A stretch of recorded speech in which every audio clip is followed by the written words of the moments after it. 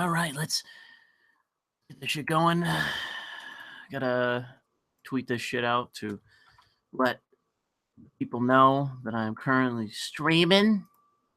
I gotta make sure that link works, and then we can get going. I apologize for moving this up about half an hour, but I was forced to do so because there's a storm of brewing that's coming in. It's gonna be fucking loud.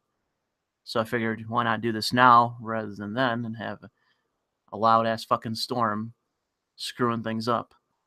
So I got a few topics to go through. They're kind of mismatched.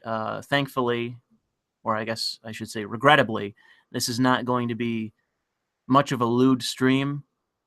It's more or less just a reference of people that as soon as they said, I'm going to start, tweeting out some of these lewds I got saved. I had people going like, "Oh, Louis, could you just wait till the weekend?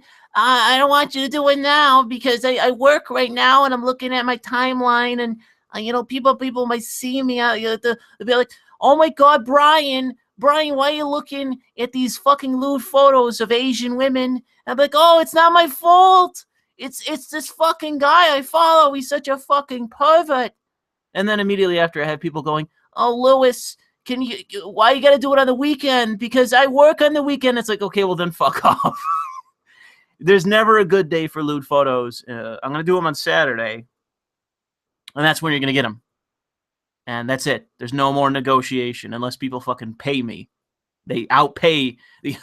It's when you basically have to give me the greater amount of money to not do it. Then I'll do it on the opposite day, whether it's a weekday or a weekend. I don't really give a shit. But I'll leave it to that. Otherwise, I'm doing it on fucking Saturday. So either pay me to do it on another day other than Saturday or fucking get over it and I'm doing it on Saturday. Fuck off. All right, so we got a few topics to go through, none of which are all that important. And I plan on finishing off in this stream a video that I plan to do a long time ago. And the reason why I'm going to do it in the stream is because from what I've seen, it's not worth even doing at this point. And that is going to be on the Justice Democrats, which I've been told a whole assortment of things that they're less and less progressive and more just standard Democrat. And so it just says to me, well, why even bother trying to offer this group any kind of suggestion if they're never going to take it? Because one of the primary things that I'm concerned about is corporatism. And if their main concern is electing corporatist Democrats, then what's even the point? So yeah, I'm going to be finishing that off here because, I have other videos that I could be doing. And I actually did some recording earlier today for about, I think it was 2 hours of just straight recording. And I have to do a decent amount of editing on that. Although one that was suggested to me to do, I have now done. And my voice is a little bit strained as a direct result of it. But I hope you'll enjoy that because I did. Listening back to it, I laughed a few times. It's pretty fucking out there. So hopefully you'll enjoy that. And I'm sure that it'll be a well-liked video because my last one that was very similar to it was quite well-liked.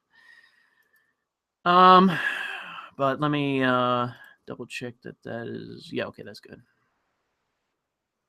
And we will move forward. One of the things that I can point to right off the bat before we get to the things that I actually want to cover, and let me find that actual link. But if any of you missed it, that is a weird fucking Yuri photo. If anybody missed it, I tweeted this out, I believe, over the weekend, I want to say, or maybe it was Thursday or Friday. I can't quite remember, but later in the week or sometime during the week, and I tweeted out an article from the Buffalo News that there was a very young man running for Congress in my district. He was going to primary the Republican in my district who is currently the incumbent. And I don't really know how much more I need to cover it, but because there's no more new news to this topic, but it just amazes me that over the weekend, the Buffalo News, their Twitter account, tweeted that article out just over and over and over and over again. They must have tweeted it out, I want to say, at a minimum of 7 or 8 times. 7 or 8 times over the weekend they tweeted that article out. And I'm looking back now and I don't see it. I don't see it for some reason. I see a lot of other articles. I don't see those. So maybe they deleted those tweets. I'm not too sure. I guess it doesn't really matter, but I just thought that was somewhat funny. Like what I was going to do was I was actually going to make a tweet, and if I had worked today, you probably would have seen it, where I was going to literally just go through and take every single time they tweeted it out and make a collage photo and tweet it out back at them and say, we get it. We get it. There's a 26-year-old running for fucking Congress that's going to primary the incumbent in my district. We fucking get it. How many goddamn times you need to tweet this shit out? It's just the same article. They haven't updated it. There's no new news. There's nothing. It's just, oh man, take a look at this. Young millennial boys running for Congress. It's like, okay, we get it. It's not that big of news. I'm sure there's people like him all over the country that do that shit all the time, and they fucking lose because they don't have the connections to actually win. And as far as I can tell, he's kind of a fucking, limp-wristed, fucking bland guy who speaks out of both sides of his mouth pretty plainly. And when people ask him, like, okay, what do you exactly disagree with as it relates to the incumbent? He's like, well, I really do agree with a lot of what he has to say. And it's like, okay, why are you primarying him then? It just begs the question. That would be one of the things, and maybe at some point I'll try to get a hold of him because, I can reach out to him and say, like, listen, you want some fucking airtime? I know important people. You better speak to me, you motherfucker. Something like that. I'll fucking go to CNN and say that you're a fucking right-wing Twitter troll. Get you in fucking trouble, boy. Something like that. I don't know. We'll see how it goes. But I thought that was interesting, and I was getting annoyed by how often they were tweeting that out. But, if you're not from this district, you probably don't give a shit. So I guess if not, I'll take some questions later on if people want me to talk about a few topics. But I thought I would go through a few things because there's actually one of the things that people contacted me about, and it was up there in terms of like private messages, emails, that sort of thing. I got one email, I got 3 private messages, I got a DM, and I got a bunch of people tweeting it at me for this video. And let me share my fucking screen so you can see what the fuck I'm talking about. There we go. So I had a whole bunch of people send me this fucking extra credits video from the middle of June where they wanted me to cover this because they were going through and citing different Japanese video games, and they do the thing that progressives do. They look at foreign-made games and they go, man, this would be great if it just completely came from the position or had the worldview of a bourgeois West Coast faggot that can't see anything, can't perceive anything without not through the lens of social justice, intersectionality, feminism, bullshit, Marxism. Everything would be better off if everything just, was made around that worldview. And that was this video in a nutshell. The beauty of it is that I started to actually script out a response to it, which was centered around me basically, showcasing the fact that they have no respect for the fact that this is a different culture. I mean, outside of the fact that this is artists creating what they want to create, obviously progressives have no respect for that, and that's to be expected at this point. But the thing that it keeps, I can't get past is the fact that it's like, okay, this is made by artists in a completely separate culture. And that most of the references they make in these games are not necessarily directly compatible to the United States and American culture. More times than not, when they make references to clubs, school, work, just life in general in Japan, it's not that comparable to the United States. It just isn't. Different cultures, different societies, different economies. There's too much of a separation for there to be for there to actually be any kind of credibility to the argument that this game or these games should reflect American society. There's too much distinction between them for there to be any argument for that. Now, is there enough similarity that, you know, an American can play a Japanese game and understand what's going on? Yes, obviously. But I think it's important to reiterate that there is a distinct difference between cultures and societies, and that, you know, just because the United States is a hegemon of the world doesn't mean that we should use that position to demolish cultures and societies in the world that do not actively compete with the United States culturally. That we lose nothing by having Japanese influence in our society. Having people that like anime, having people that know Japanese, the rest, okay?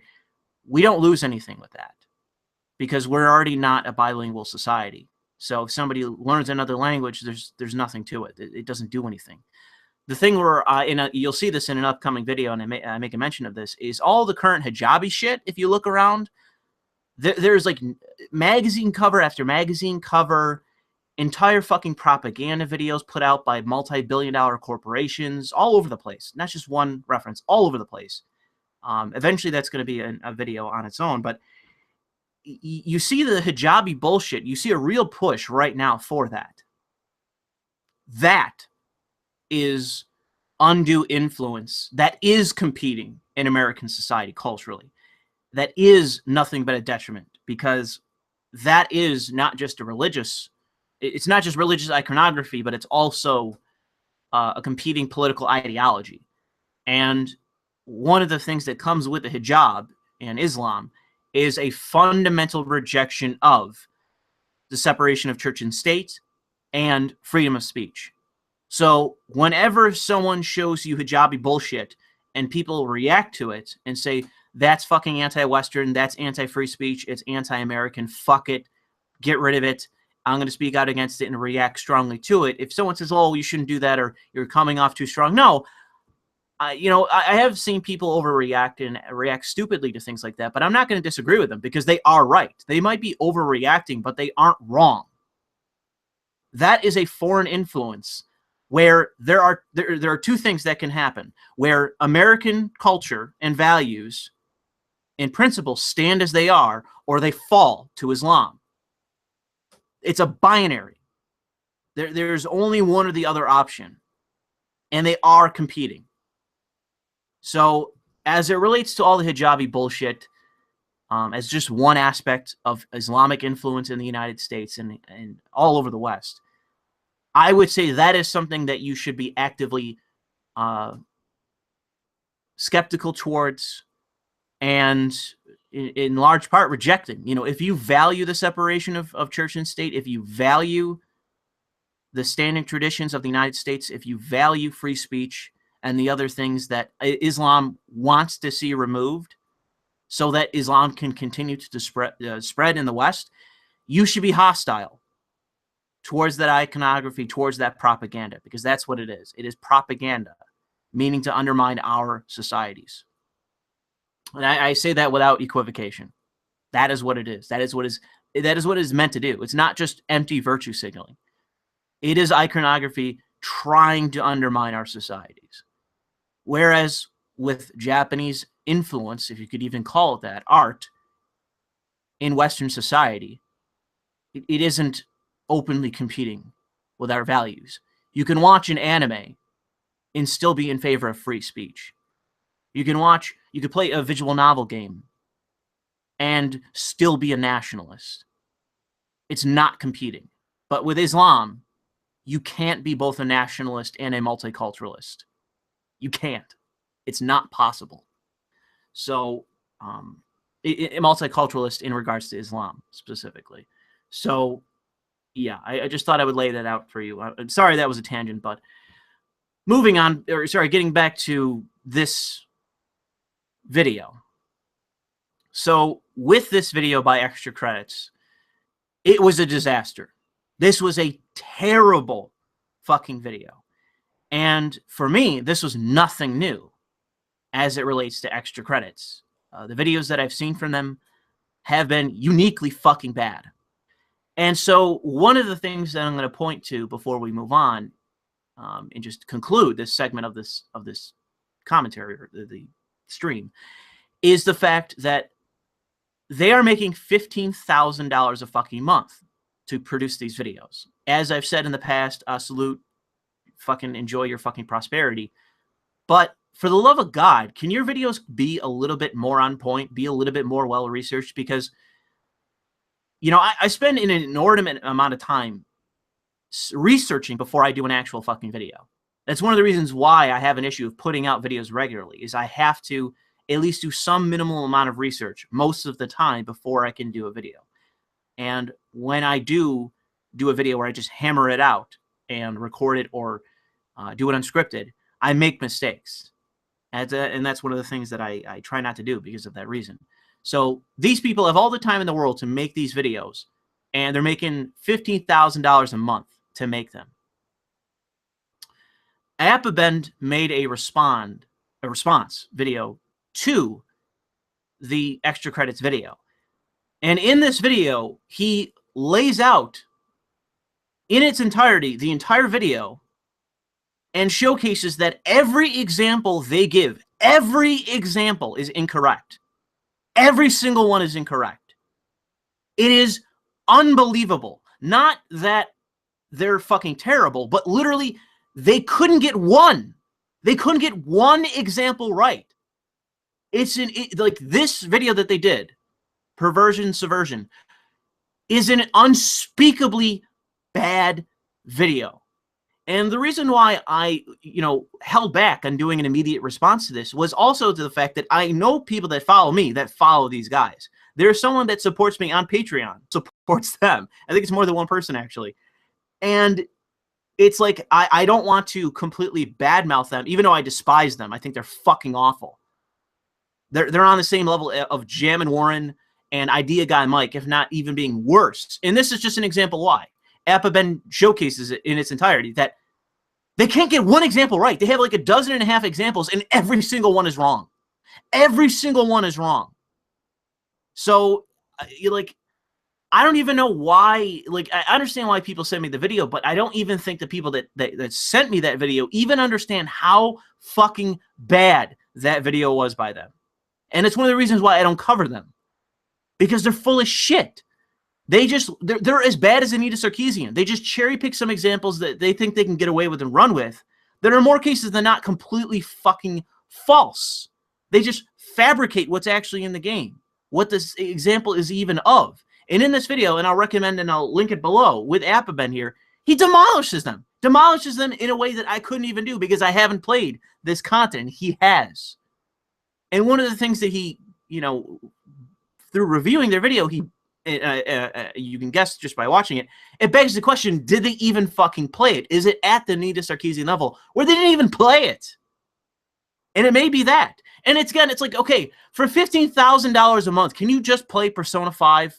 Can you just play it? For $15,000 a fucking month to live, can you just play the goddamn game through if that's what you want to do and talk about it?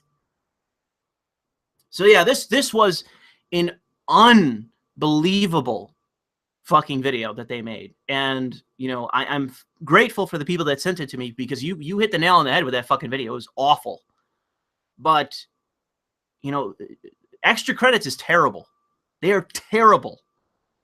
And I'm not going to, litigate it too much, but I just want to say that, if you do support them, and there are people that do watch me that do support them directly,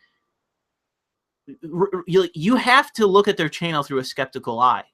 I mean, you can do that with everybody, including myself, but it's like, name me the times where I've been so fucking wrong that someone can make a video that literally rips through every example given and just completely demolishes what's said, like he did in this video with Appabend.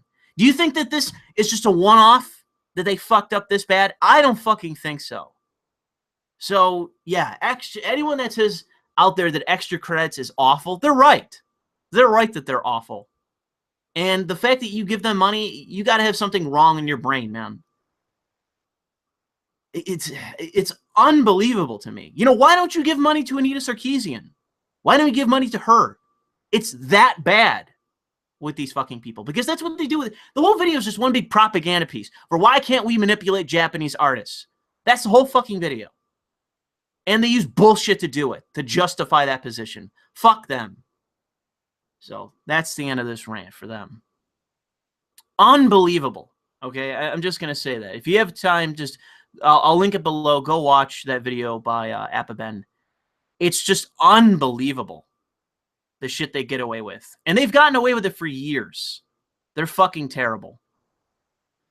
Okay, so we move on to this, and I'm only going to spend a short amount of time on this because it isn't really relevant. But I had a couple people, give me a shout out and say, like, why don't you talk about this? You mentioned it in the last stream. Why don't you talk about, the issue of BioWare and EA a bit more? And it's like, listen, I can't really talk about the fact of what's going on with EA and BioWare because I don't understand it.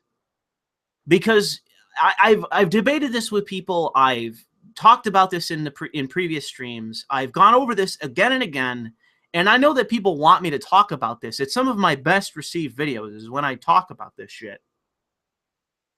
But I can only say so many times that this company is incapable of making a good game, and that anyone out there that gets hyped for future titles is a fucking idiot. I mean, you have to be at some point stupid to not realize that the games, no matter how much they're hyped, no matter how good the trailers are going to be dog shit upon arrival. I mean, how many games in a row do you have to see before you can just conclude, okay, yeah, this is probably not worth my fucking money? And I already have people coming to me asking me if I'm going to buy Anthem. And it's like, why? Why? I don't want to. I don't want to buy this piece of shit. It's going to be as bad as Andromeda. So why do I even have to fucking bother? Why? And that's this article, and I include it in the description. This is an older one by Ian Miles Chung, where it just goes through and it just showcases that it's like this is not a new phenomenon, that this is awful.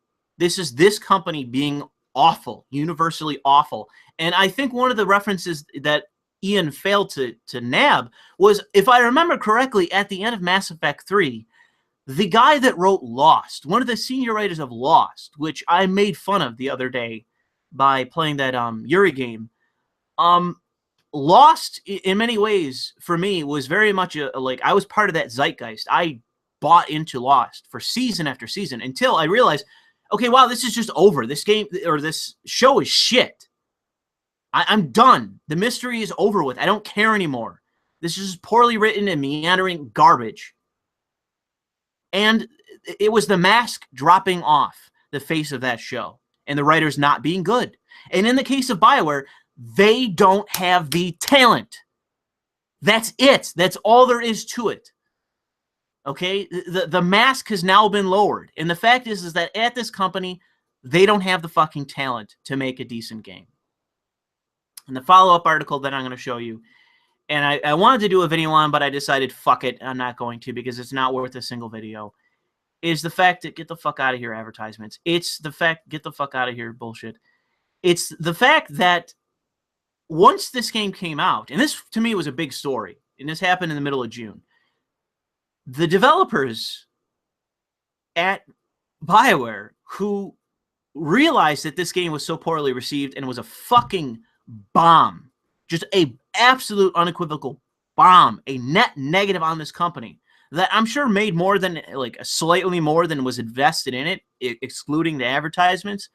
But EA knew this was going to be a bomb because you didn't see the overwhelming force that you saw in previous games. And they had a smaller budget than previous games. 40 million in, if you keep it in reference to other games, is not that much for what should have been a major fucking sequel. And they're not going to do any... I could have put up an article talking about the fact that still they're not doing any single-player DLC. That's been confirmed. None. Not happening. And the developers at the fucking company itself blamed everyone conceivable but themselves for this game being a piece of shit. And I'll include this article for you guys to read through it. And there's another good one from another website, a smaller website, where they just go through and they just showcase like how fucked up the development process was for this game, and that ultimately the buck stopped with the fact that you have this company devoid of fucking talent. That's the problem. You don't have the talent necessary to make a good game. You simply don't. So I'll say it again for hopefully the final fucking time. If you don't have the talent to make a good game, and this is easily recognizable with this company, why is anyone excited for future titles? Why? Explain it to me. Explain it to me in some way that you can even just argue it to me. Try to convince me, please. You know, I don't know what to tell people. People that are so fans of this company, it's like, what planet are you living on? God, you know, are you a masochist? What is wrong with you? So we'll touch on the next subject before we move on to the I guess the main topic at hand, which is going to be the Justice Democrats platform. But I wanted to mention this article because I wanted to see if I could fit this article in somewhere to do a video, but I haven't been able to figure out where I want to put it, so I might as well just talk about it here. And if I never talk about it again, that's what happens. So this article, which was written on Medium, covers that there has been documents released that have showcased the fact that the CIA, the NSA, the Pentagon, and generally the Homeland Security, you know, the Department of Defense, is involved in Hollywood, and they propagandize to whatever extent in movies. So I would say that this to me is largely unsurprising. I don't really find it to be surprising that our defense industry, our government in part, is propagandizing in movies, and I'm sure they're propagandizing in games too. I'm sure. And one of the reasons why they do this is to, one, do PR for themselves, because the only reason why the CIA continues to exist is because people just assume that they serve some kind of greater purpose to outweigh their incompetence, when I would say they don't. I would say I'm red pilled to the fact that the CIA is more of a direct negative to the United States than it is any kind of fucking benefit.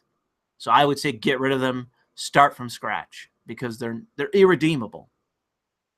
I would at some point, if Sargon does his video where he talks about the NSA, which he says he wants to do, I might have to do a response video to that, because one of the direct negatives of the NSA is that there's no evidence that the efforts that they claim they go through in terms of preventing terrorism, I haven't seen sufficient evidence, and there isn't evidence as far as I can see that shows that they are having any kind of meaningful impact on preventing terrorism. That wouldn't just coincide with basic field work, with basic intelligence gathering. That could be done by the FBI or any other agency that just gathers intelligence and can relay that to enforcement to try to prevent criminals from acting out a criminal activity, in this case being terrorism. Specifically with the NSA and mass surveillance, you have to justify that. I don't just take it for granted that mass surveillance actually has any kind of real impact. You have to justify it to me. You have to showcase evidence that it is in any way effective. And as far as I know, they have not produced any. So I see Sargon talking about that a little bit too much to the extent that I would agree with. So I might have to see about that, or maybe we can do a live stream or something on it where I, you know, can try to dig up some articles to showcase to him that they haven't been able to actually produce sufficient evidence to say that their budget and their extreme illiberal actions that they take are actually preventing terrorism, that are actually doing anything. And the other thing too that I can't stand is, one, it's illegal the way that they act, what they do. It's illegal. Two, they've been lying about it for decades. They've been lying and lying and lying. I mean, James Clapper, as I said in a tweet, lied to Congress multiple times, as far as I know. Lied to Congress, perjured himself, lied in protecting mass surveillance. And again, it's just assumed, okay, well, the reason why he lied is because this is too great of national security, of national importance, to lie to Congress. They have no accountability because terrorism, that you can't prove that you're actually having any kind of effective role in preventing. I don't buy it. I don't buy that this is how we're actually going to prevent terrorism. It's just to strip away every fucking civil liberty, to just give the NSA a blank fucking check to, order fucking pallets of money and light them on fire. When, as far as I can tell, they're not actually doing anything effective. That is not being done by other agencies. Again, it's the difference. It's justifying your budget, justifying the things that you're practicing, what you're doing. You actually have to defend them. So they have lacked transparency for decades. And it's about time that more people called them out and say, no, come to the floor of Congress or come to a committee session and lay out exactly what you do. Don't lie. Admit what you do. Admit what the reasons are for, to justifications, and showcase what has been accomplished because of it. Lay it out. And so the reason why, again, I'm going off on a tangent, but it relates to this. That's the reason why they're doing this in movies. That's why the CIA is doing it. That's why the Pentagon is doing it. They want to have the public have confidence in them. What they don't want are people asking about the Pentagon's budget, where trillions of dollars are disappearing to. They don't want to talk about the CIA and how the fact that they're fucking worthless. You don't want to talk about the NSA and their budget and the fact that they don't accomplish anything from their own admission because they don't present anything to showcase what they're doing. That they lie to the public again and again, that it comes out in leaks through WikiLeaks, how much they lie, how much shit they're full of, all the mistakes that the CIA makes, all the collateral damage and all the torture and all the evil shit they're doing all the time through our tax dollars, and that has no effect that we can really see. Maybe it is having an effect, but you actually have to present something to the public, something, some minimal amount of transparency, to showcase to us why we should have confidence in you. If you have to take a step beyond the law, justify it. And if you can't do it, then don't. Then don't go beyond the law. That's my fucking standard. If you have to go above and beyond the law, why? Justify it. If you can't do it, then you should be held accountable. If you perjure yourself to fucking Congress, if you commit illegal activity, go to fucking jail. You should be prosecuted. We shouldn't be living in this country where the government is all one amalgamation of agencies that collude with one another to prevent one another from being prosecuted for illegal behavior and corruption and misuse of taxpayer funds, when that seems to be the entire government. They just do what the fuck they will, and there's no accountability to anyone. So yes, that is why they propagandize. That is why this shit is in the movies. And the thing is that is there some legitimacy to propagandizing to the American public, to propagandizing to the rest of the world? Is there some benefit to this? Yes, there is. I can defend this. I can defend propagandizing in movies. I can defend that. Because what you want is for the United States citizens and for the rest of the world to see the United States as legitimate in its hegemony. You want the world to look at the United States and say, well, they are an overbearing hegemonic power, but, they're pretty good. They're doing right by us. They're doing right by their own citizens. They're doing right by the world. It's better them than the fucking Chinese or somebody like that. So obviously, it's good to have the United States in that position. It's good to have the CIA operating. It's good to have the Pentagon having trillions of dollars go fuck knows where. It's good to have the NSA spying on our allies and lying about it. It's good to have all of these things going on because they're doing right by us and by the world. You want people to have confidence in the United States because we are the hegemon of the world. You want them to have confidence. But the problem is that you can only propagandize to a certain extent. And I'm fully in support of WikiLeaks being there.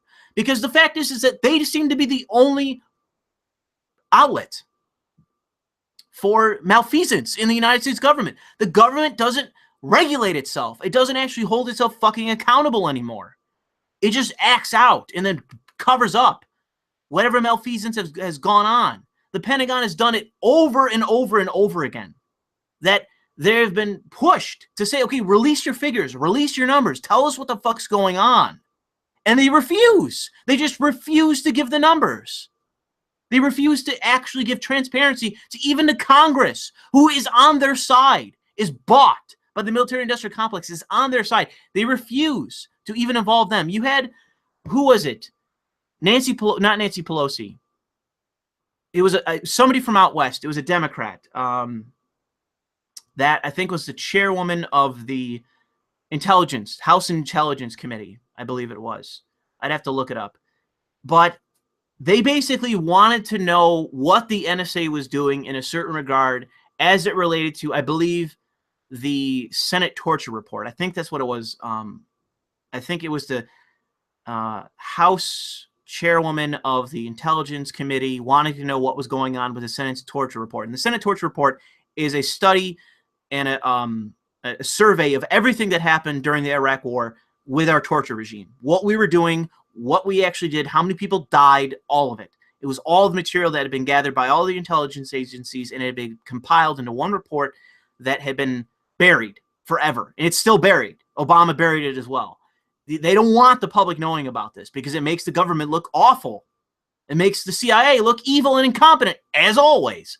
So this super establishment Democrat, super cynical, like totally on board with everything that the CIA wants to do, is a total fucking piece of shit. This congresswoman, I believe it was, or maybe it was a senator. I don't remember. I'm sorry. I think it was a congresswoman. She called upon the NSA, I think it was, to release. Actually, I guess I should look this up for the sake of the fact that I'm stumbling all over this.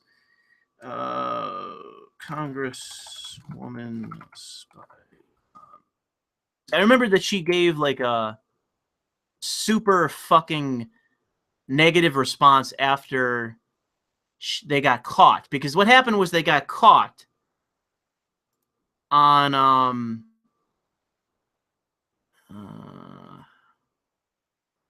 they were spying on her. Hold on, let me look.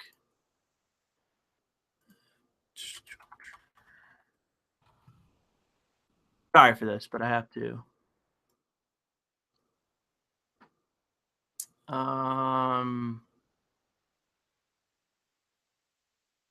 Okay, here we go. Okay, this is the article. So the Senate. Whoa, shit! What the fuck? But she left. Some videos fucking. Okay. Anyways, so it was Dianne Feinstein, which is she a senator? I don't think she is. Anyways, so it was Dianne.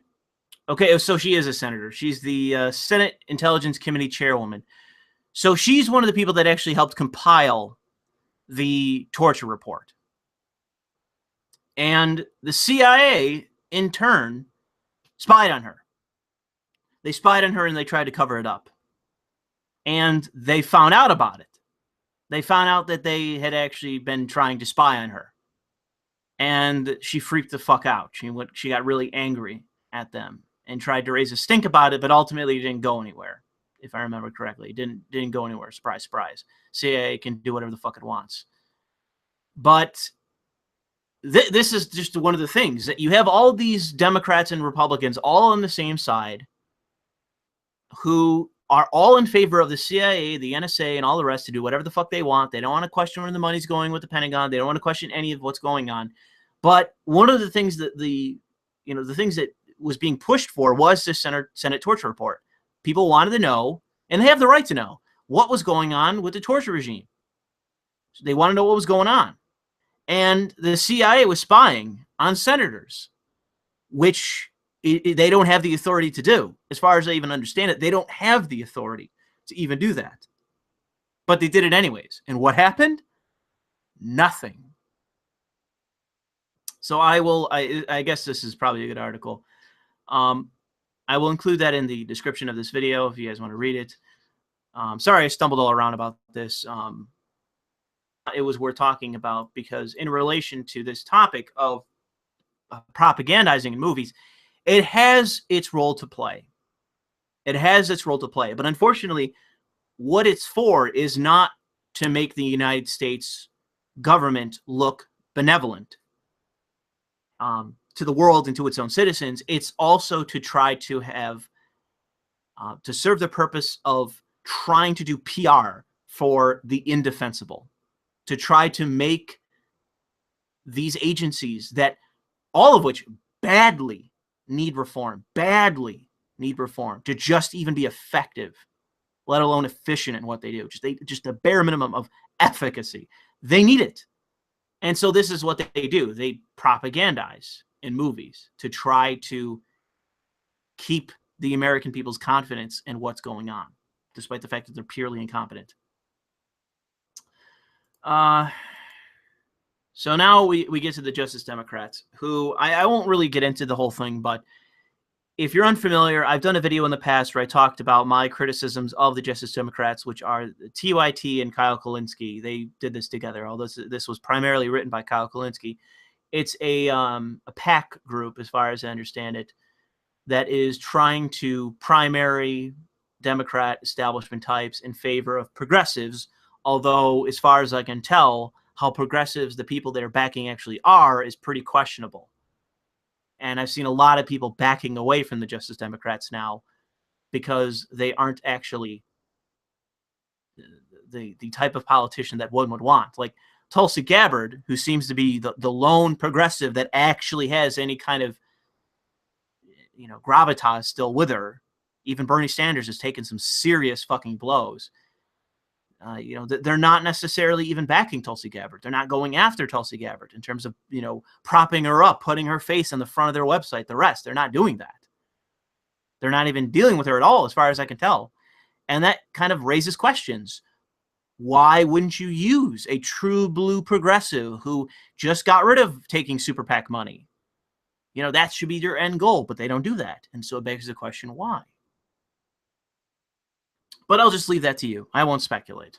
But right now what we'll do is go through their platform, what exists on their platform, and I will give what I have written up, and I will probably post this on Patreon later, at no expense, obviously, but just to have there to link the unfinished script of the video that I was going to make responding to their platform here, because I think it's extremely weak, and I've done a whole video talking about it, but we'll go through it really quick.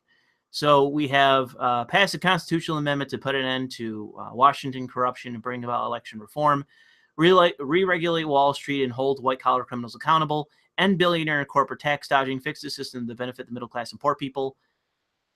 Working class progressives learn the word or the phrase. Defend free speech and expression, oppose bigotry, make the minimum wage a living wage and tied to inflation, and ensure universal health care is a right, which I know at this point is a fucking stupid thing.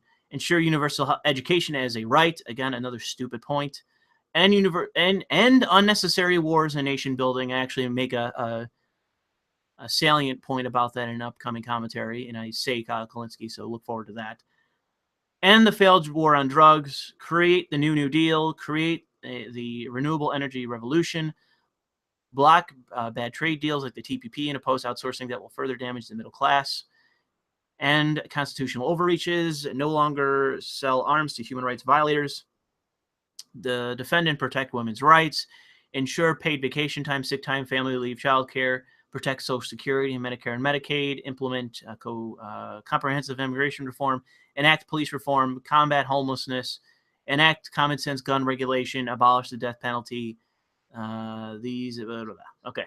Oh, actually, this is actually the first point on my thing, so we'll bring in the Word article or the Word page. And so the first thing that I say on here, and I guess let me make this larger so you guys can actually see it. Go to 200 and let's do 300 so you guys can see it. Okay, so the first point I make on here is actually in reference to this bottom one. These ideas represent what the Democratic Party was supposed to represent all along. Opinion polls, blah, blah, blah, blah, blah, is overwhelmingly popular. So I say the first point I make in this is stop making arguments from popularity. It doesn't justify the position. If what you're saying is popular, it's only important if someone else says it isn't. And that's one of the things that I can't stand about progressives. You see this with Kyle Kulinski. You see this with all of them. They say this over and over and over again, that the majority of people support X, therefore X should be done. And the only reason why they say that is because it's them playing power politics. It's them appealing to a majority. It's not anything other than that. It is simply a tactic in trying to achieve what they want to see achieved. And I'm tired of it. I don't fucking care if there's one person in the goddamn country that supports it or no one. Okay? Stop making arguments from popularity. Stop doing it, progressives. God, it's so irritating. So the first point that I have on here, let me space these out a little bit. Oh, well, I guess it's not going to work because of the way this is set up. But hopefully you guys can fucking see them. Let me check the live stream. Yeah, you should be able to see them. It's pretty big. So the first point I have on here is pass a constitutional amendment to combat federal and state political corruption. I would say that you would need it to have a federal authority to supersede state laws. I'm not really sure what that amendment would be, but I do believe we do need a constitutional amendment to help combat the corruption in our current government, because we have way too much of it based on just donations and just who can, in the party system itself. It's so fucking corrupt that I think that there needs to be some kind of change. Because, I mean, you just had the Democratic Party in a lawsuit where they admitted to the fact that they don't actually have to be fair. They can just cheat their own fucking donors out of money. They can lie to them, tell them whatever they want to hear, and just do whatever the fuck they want with that money. They can do whatever they want with the money. And so they have legalized fraud in the party system. And it's just like, it's insane. And I think that, honestly, that's the one way that you need to do it, because of the fucking Supreme Court cases and the precedence that's been set, that you will likely need a constitutional amendment. And like I said, I'm not that aware in the legalese of how to do this, but I do think that it needs to be done. And that's why I have it as the first point. Second point is pass new regulations on the financial sector to combat fraud, corruption, and preventable economic crises. This is one of the things that I think, unfortunately, has a decent amount of pushback by so-called libertarians who are otherwise cucks for corporatism, because they don't understand that one of the reasons why we had the banking crisis was not just because people overspent, but because cheap credit was offered knowing that they can just punt it away to another company. It's fraud. It's fraud. That's all it is. And the issue with commercial banking is out of fucking control. And one of the things that people I've seen report over and over again is that there's another fucking mortgage bubble and there's another housing bubble. And it's all throughout the country with the housing bubble. We don't need another fucking preventable recession.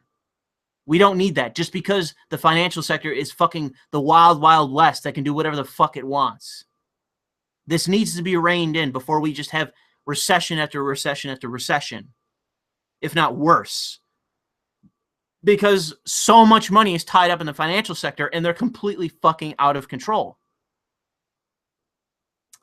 And it's also in part corruption. You know, one of the reasons why we're talking about transgenderism, we're talking about pronouns, we're talking about fucking gay people, we're talking about immigrants, is the fact that we don't actually want to re-regulate the fucking finance industry. That they need to be re-regulated. They need regulation. They need to have the fucking boot of the government on their neck at all times, because if that is not there, they're completely fucking out of control and they help corrupt the system. They are one of the most corrupt sectors in this nation, and they help create more corruption. It's one of the reasons why New York State is so fucking corrupt, is because of the fucking finance industry, the finance sector. They give an inordinate amount of money to the politicians to prevent any kind of regulation, despite the fact that, again, this is something that people want. This is actually true about appealing to popularity. People do want to see this happen because they know that if it doesn't happen, there might be another fucking recession right around the corner. So, and that impacts everyone. So yes, they should be regulated because they are out of control. Number 3, enforce existing antitrust laws on corporations and banks. Break up all corporations that fall outside the bounds of antitrust law. Break up all banks that routinely defraud Americans. I think it was Wells Fargo that not that long ago defrauded a shitload of customers out of money. because they started just opening up false accounts in the names of existing fucking customers to benefit more bonuses for themselves. And outside of the firings that happen and the sort of like minimal amount of, well, you pay your end in this, but you keep the rest.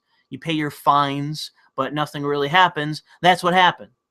They just got away with it. And the fact is that if existing antitrust law was enforced, the media companies, in large part, in their entirety, all of them, all what, 5, 6 of them, would be broken up. You'd have many, many corporations, including Microsoft, broken up. You'd have many companies in this country broken up. Rightfully so, because they are too fucking big. They own too much. They hold too much sway. They're too corrupt. They're too big. They're too incompetent. It's one of the reasons why Time Warner Cable just became Spectrum, is to get away from their own fucking brand, because they're awful. But they exist in basically government-held monopoly, so they can do whatever the fuck they want. Their service can be as bad as conceivable. They can defraud their customers. They can do whatever the fuck they want, because there is no antitrust law that's currently being enforced in the way that it needs to. So yes, I would say that this is one of the things that needs to be harped on by people as it relates to American politics. And this is good, by the way, for the average American. This is good for the entrepreneur. This is good for the medium-sized businesses. This is good for competition. This is good for everyone. It lowers costs. It creates more innovation. It creates more competition. This is good. So when people say, oh, no, that we should cuck ourselves to the corporations, no. What you're doing is just guaranteeing a larger fucking dividend for the shareholders, because the way that they operate is they don't care who you have to defraud, who you have to bribe, who you have to buy, who you have to crush, who you have to do anything to. They don't give a shit so long as they maximize the amount of profit for the company to maximize the dividend for the shareholder. They don't care. That's not competition. That is not capitalism. That is not anything that benefits the whole of the society. It doesn't help anyone other than the shareholders for that company. No one else. It just corrupts the system and has the government more and more rob from the fucking taxpayer, or rob from the citizen through taxes, to bequeath to the fucking corporations. Give them every kind of incentive to just sit on their ass and grow and grow and grow and grow and actually have no responsibility for their own actions. And they can't fail. They can't fail. How many massive companies nowadays do you see failing anymore? How many? It doesn't happen. Occasionally you'll see some fucking big startup fail or some news organization fail or fucking whatever. But these massive fucking corporations that make huge risks, that defraud people, that have billion-dollar fucking litigation that happens where they're liable to pay it towards the government and others, they don't go out of business. They don't fail. They just continue to exist. It's like through osmosis that they make money, because the whole fucking system's corrupt. So, yes, this is something that needs to happen. Antitrust needs to be enforced, and what you will see is a boom in entrepreneurism in this country. So if you're sitting there as someone that defends laissez-faire capitalism, defends libertarianism, style capitalism, classical liberal capitalism, if you want to see real competition, enforce fucking antitrust law. Break up these massive multinational corporations that are nothing but corrupting forces in our nations. They don't actually serve the American public or the country or anyone other than the shareholders, which aren't all Americans. So what does it matter? And this is the thing too. You can't call yourself a nationalist and defend these fucking entities. You can't. It's mutually exclusive. You're either a globalist cuck who defends this, or a nationalist who wants to protect the American public from pernicious and predatory fucking oligarchy. Not competition, oligarchy. Government instilled fucking corporations. Control over market, I should say. That's actually a better way to put it. Pass new regulations to prevent the exploitation of tax havens by corporations and the wealthy. Tax avoidance undermines the continuation of the United States. This is pretty straightforward. There seems to be this common assumption that we should have a tax holiday. We should allow massive corporations and super, super rich people to just bring in money that they should already be paying taxes on and pay less taxes on? And my answer is no.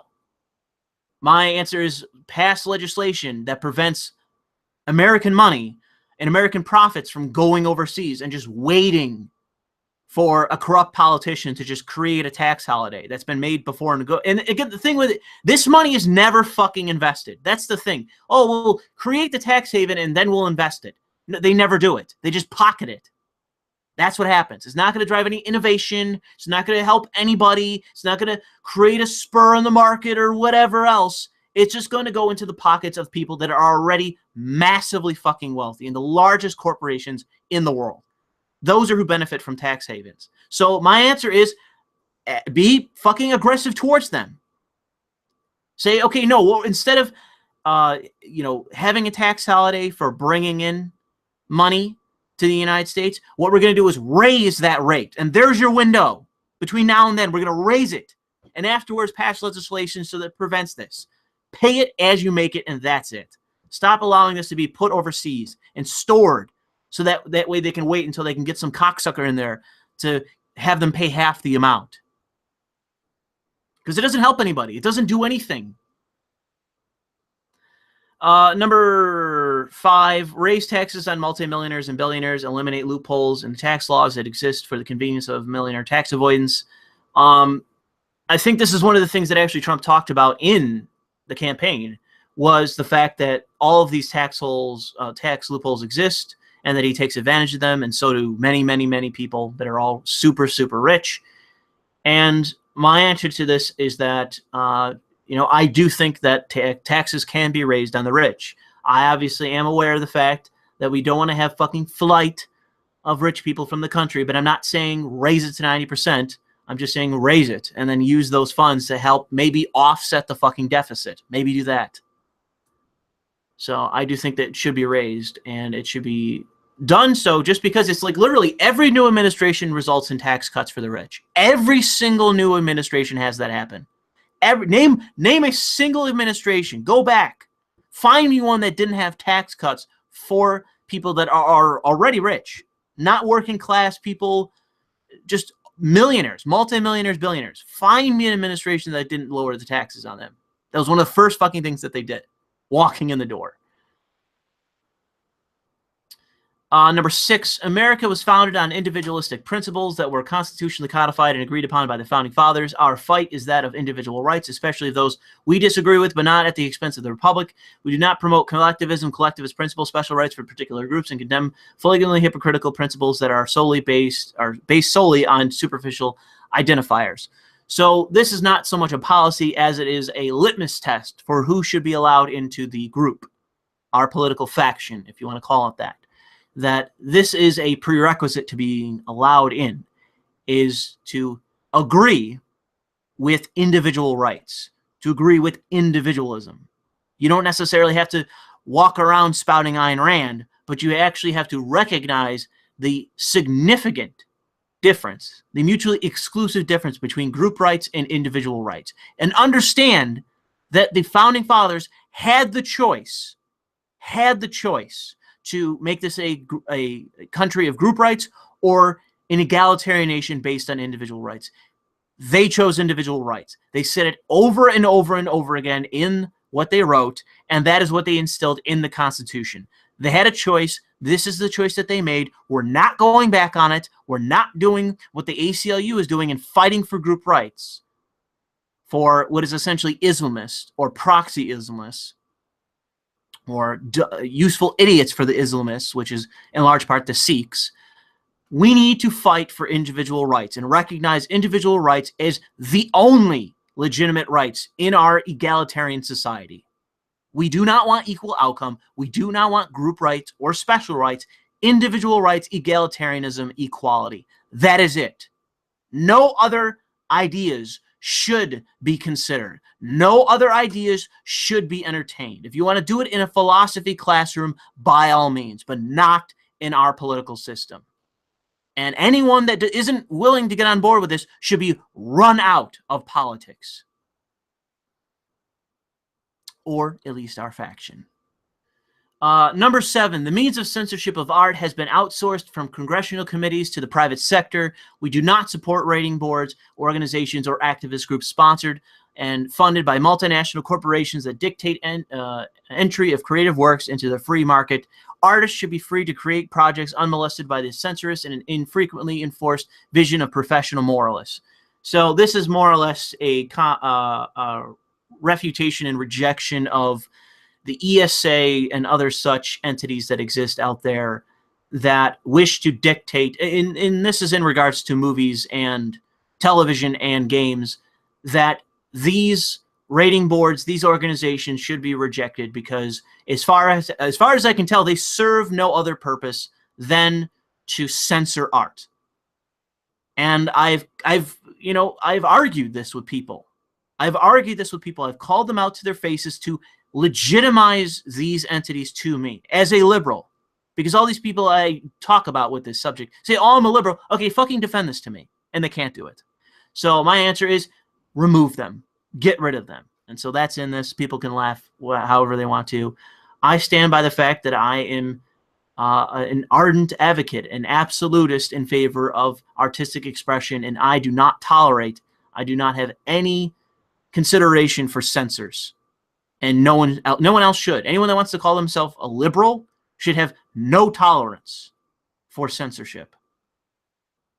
And it seems for whatever reason, it's around art, we just accept it.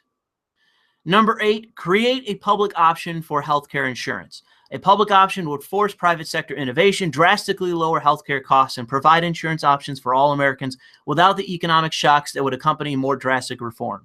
This, to me, is a no-brainer.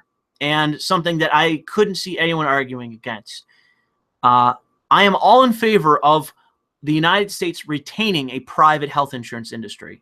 I work for them. That's who I work for, is the private health insurance. So I can only say, to whatever extent that I can, that I do think that they can play a part in this country, in our economy. However, I want to see a public option, because in the way that it exists right now, these massive insurers are held up by the government. There is no real competition in health insurance. So if you create a public option, it will spur innovation, because they will then have to compete with a massive market or a pool of funds that will be controlled by the government and not have the overhead that exists with the private sector. It will force competition. It will help. It will benefit medium-sized insurers. It will create new insurance companies to compete, and it will spur innovation. So I would say that there is no argument that I've seen that is credible against the public option being existing. And fuck Trump for not including that in his dog shit healthcare bill. We should have the public option at a minimum. It should be what we allow into our system to help try to reform the health insurance industry and help reform healthcare in the United States. We spend way too much to have the ineffective shit, healthcare that we have in this country. Way too much. So I think this would be one of the things that would help it. Number 9, allow importation of medical equipment and pharmaceutical drugs from high-quality manufacturers in order to stimulate competition, which will lower healthcare costs. This is actually a bill that Bernie Sanders created and brought into the Senate, and fucking a few Democratic senators, including the guy that got the most shit was oh God, what's his name? He's the senator of New Jersey. Let me Cory Booker. Cory Booker, I think he either played a major part in killing it or spoke out against it. And Cory Booker is a corporatist Democrat piece of shit. And this is actually one of the things that I agree on Bernie Sanders with, is that one of the reasons why we have such expensive healthcare is because of the fact that we don't actually have real competition in pharmaceuticals or including some medical equipment. And if we allowed for the importation of that material in general, it would drastically lower the costs of healthcare in that portion, at least. And that only benefits the capitalist economy. It only benefits competition. It only benefits people paying into this goddamn system and having insurance. So it stands to help everyone. So including the young. If you're young and you want to have insurance, but you don't want to pay out the ass, this helps you. So people should be in favor of it. Number 10, allow the United States government to negotiate costs of all healthcare equipment and pharmaceuticals. That coincides with number 9. That's another thing that we don't do that we should be doing. Number 11, eliminate the individual mandate for private insurers. This would essentially be my my negotiation with conservatives that say, no, the real problem is the individual mandate. Well, my answer is allow for us to import drugs and equipment, allow for the United States government to negotiate costs on healthcare and pharmaceuticals in relation to having a public option, and get rid of the individual mandate. That's the trade-off. And I think that there would be a decent amount of conservatives that would go for it, because that seems to be one of the things that conservatives dislike the most, is the individual mandate. And this is where I'm not sure where I was going with this, but this is the last thing I ended this on, was the primary focus of the United States Constitution, the American government, American politicians, American activist organizations should be American citizens. And this is in relation to any activist group, any kind of special interest group, any kind of corporate group that's pushing for any kind of political action in our government. It should be solely focused on American citizens and no other one, nobody else. If you want to see any kind of reform in Canada or any kind of reform in Mexico or any kind of reform in Europe, then petition your own government, but don't petition ours. And I think that this would be one of the things where we would restrict foreign money as it related to buying our politicians. There should be no foreign money in our politics, because the only reason why it's there is to help them, to help a foreign nation, to help foreign citizens and foreign agents and foreign interests, when that isn't of the interest of the American constituency. We have a representative government, not a fucking a top-down authoritarian fucking aristocracy. That isn't our fucking government. So we should have representation. And one of the reasons why, and one of the things standing in the way of that, is the Clinton Foundation and all the foreign money that's flowing into our politics. This should be done tomorrow. This should be done tomorrow, to get rid of the influx of foreign money into our politics. And I would dare somebody to fucking argue this with me, that that's acceptable to have foreign money in our politics. It's ridiculous. So that is that, and I will stop sharing. I thank you guys for sticking through this and dealing with my tangents and such. But what I will do now is I will throw this out to you, the chat. Here's the code word for you, the chat. Let me, say what you want me to talk about. You do the @ thing at me, highlight me, at me, and say, if there's anything you have in mind for me to talk about or cover, let me know, and I will talk about it. And thanks for staying by. Oh, actually, I should check for super chats. While the chat's catching up. Oh, no super chats. Ooh, this fucking chat's failing me. I don't know. Maybe I won't take any questions.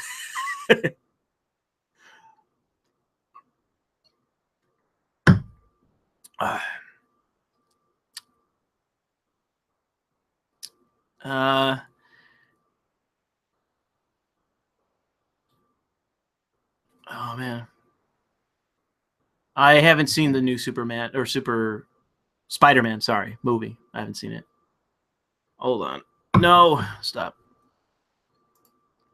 Got a question that scrolled up. Do you think the government corruption will get better under Trump? Probably not, as far as I can tell. He actually, it can't just exist as the man in the office. You actually have to pass reform. From what I can tell, the only thing that the Trump administration has done better than the Obama administration is that the Trump administration has conceded more powers than it has taken as an office. So Trump has been conceding powers that were utilized formally through Obama and other presidents. That has been one direct plus that I've seen from Trump.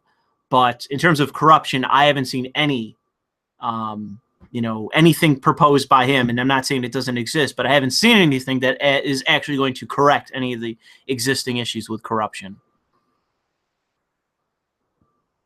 If he did that, that would be one of the things that I would vote for him in a second term. If he goes through and he says, this is a real problem, we're going to ban foreign money, I'm going to re-regulate different things, I'm going to do this and that to cut down on corruption, I would potentially vote for him. I might do it. Because that to me would be enough. Because I don't think the Democrats are going to fucking do it. So, but he's got to earn that vote, bro. Trump's got to earn my vote.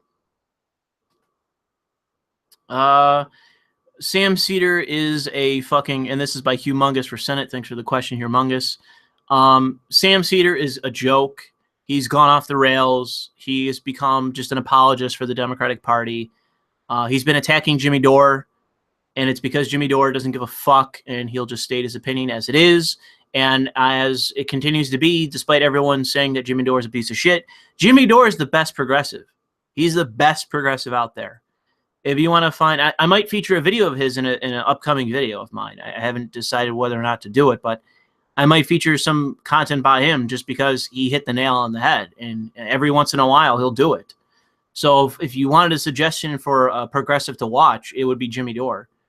You know, I've been trying to do what I can to get him to talk to fucking Sargon just because I think that they would both benefit from it. But he fucking Jimmy's being a pussy about it. He won't do it. What's your thoughts, and this is by Keys, you bastard, what's your thoughts on the G20 summit and the stunning and brave Antifa? In my opinion, with Antifa overseas, you know, obviously it would be a difference, but if, dude, and I said this in a comment on one video about, I think it was on Kraut's video on it, and Kraut was tweeting about it, and he was sending shit on Skype, like the whole time it was going on. He was totally floored by all of it. My thing is, man, if you ever brought those people to my area, like you had the G20 in Buffalo, which it wouldn't happen, but let's say it did, I would say instead of going out there with water hoses, first distinguish who's Antifa and who's actual like limp dick protesters there to hold signs, because there is a difference. But if Antifa rolls in, bro, don't go out there with water cannons. Go out there with live rounds. Go out there with live rounds. Put a couple guys down, and we'll see if those protests continue. Because something has to happen. Okay? I'm not going to allow what happened in Hamburg happen in my area, where you have every goddamn store looted, every goddamn car on fire, everyone getting attacked in the streets, getting mugged, getting fucked with. You know, you have journalists being threatened and doxxed and harassed until they leave, which happened to Tim Pool and a whole bunch of other people. They got attacked, assaulted, death threatened until they fucking all left. And so my answer is no. Send the cops out there to do their job and say, no, you're not getting any non-lethal. Go out there with live rounds, and we'll see what fucking happens. Something's got to happen with this, all right? We can't continue to entertain these fucking cocksuckers anymore, okay? Like, again, protesters, no, you don't do any of that. You have to be proportional about who's there. If you have a bunch of old ladies with signs, just send out a cop who's in normal garb and just have them stand around. But if you have Antifa rolling in, go out there with fucking rifles and be done with it. End this shit. Oh, yeah, somebody said for a proposal, marijuana legalization. I think I already had a drug. Didn't I have end the drug war in there? I don't remember. But yeah, I support that. Support full legalization of marijuana. You said Sikhs are useful idiots or Islamists. What do you mean by that? I've said it numerous times. Sikhs in the United States continue to sue everyone trying to get special rights. Every single time they've done it, they've gotten them. Whether it's the army, whether it's New York cops, every time they form a lawsuit about being able to do whatever the fuck they want, they get it. They get special rights, and those special rights are also given to Muslims. So the Sikhs in the United States are useful idiots for Islamists. And you know, I'm sorry if that offends your everyday Sikh, but no, I'm not budging on that, because they continue to set terrible precedents in our courts. So fuck the Sikhs. I've already said I'm not with healthcare. I've already said that it is the government holding up monopolies. I've already said that. Let me see here. I have not played Nier Automata yet. How How long until the next Fallout game? That's up to fucking Bethesda. I do like Fallout, so the sooner the better, I would say. Are you jealous that V got close to Sargon in real life? I mean, yes and no. I mean, I'm glad that they had a good time and all that, and I wasn't really DMing them or anything during the meetup, so I'm not really jealous in that regard. I'm glad they had fun and all that, and I retweeted some selfies and that, especially, and I made fun of fucking Oozaloo because he looks like fucking Shaggy from Scooby-Doo, and he's a lanky motherfucker. But yeah, I mean, I would love to meet Carl sometime in real life. That'd be fucking great. I don't have any shekels to give you. Fuck off. Then get the fuck off my chat. Get the fuck off my channel if you don't have any money to give me. Should I in South America worry about Islam? You should be more concerned about socialism, but anywhere in the world should be concerned about Islamism. Term limits in Congress term limits is an attempt to mediate a symptom. It's not going to do anything in regards to the cause. The cause is the same people getting in again and again because they can raise the money to win, and they're powerful and connected. Obviously, connections you can't just get rid of because that's part of politics, but it's the money. It's the money. That's why people in my area, despite the fact that they keep getting indicted and going to jail, they are connected with money. They have slush funds that they can connect to, that corporations pour money into. So that's the problem. Term limits is not going to do anything. It's just going to be, okay, we have a 2-year term limit. Okay, every single 2 years, or every 2 years rather, we just have a new corporatist. What is that accomplished? Or you have a guy in there that's a true blue fucking guy that's going to represent his constituents. And then in 2 years, you have a corporatist that undoes everything. Term limits are a red herring. I understand that people are well-meaning. They are a red herring. They are trying to address a symptom. So fuck them. Fuck term limits. That's my answer. Like I said, though, people are well-intentioned.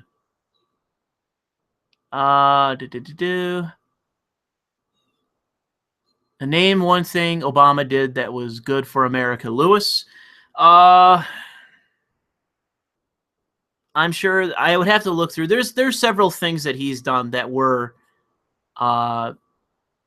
tacitly something that I could support. I'd have to go through and look. So I don't think you're right in saying that Obama did nothing well. I think that's false. It just depends on what position that you're coming from. I mean, if you are a conservative who, you know, is just going to reject whatever's there, then yes, obviously you're going to reject it. But I'd have to sit through and look up things. And I do know that there were certain things that he did that I did support. So there's that.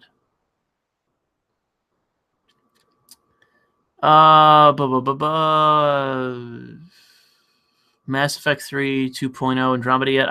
I've played it. I haven't finished it. Oh, fuck. I'm trying to keep up, guys. I apologize.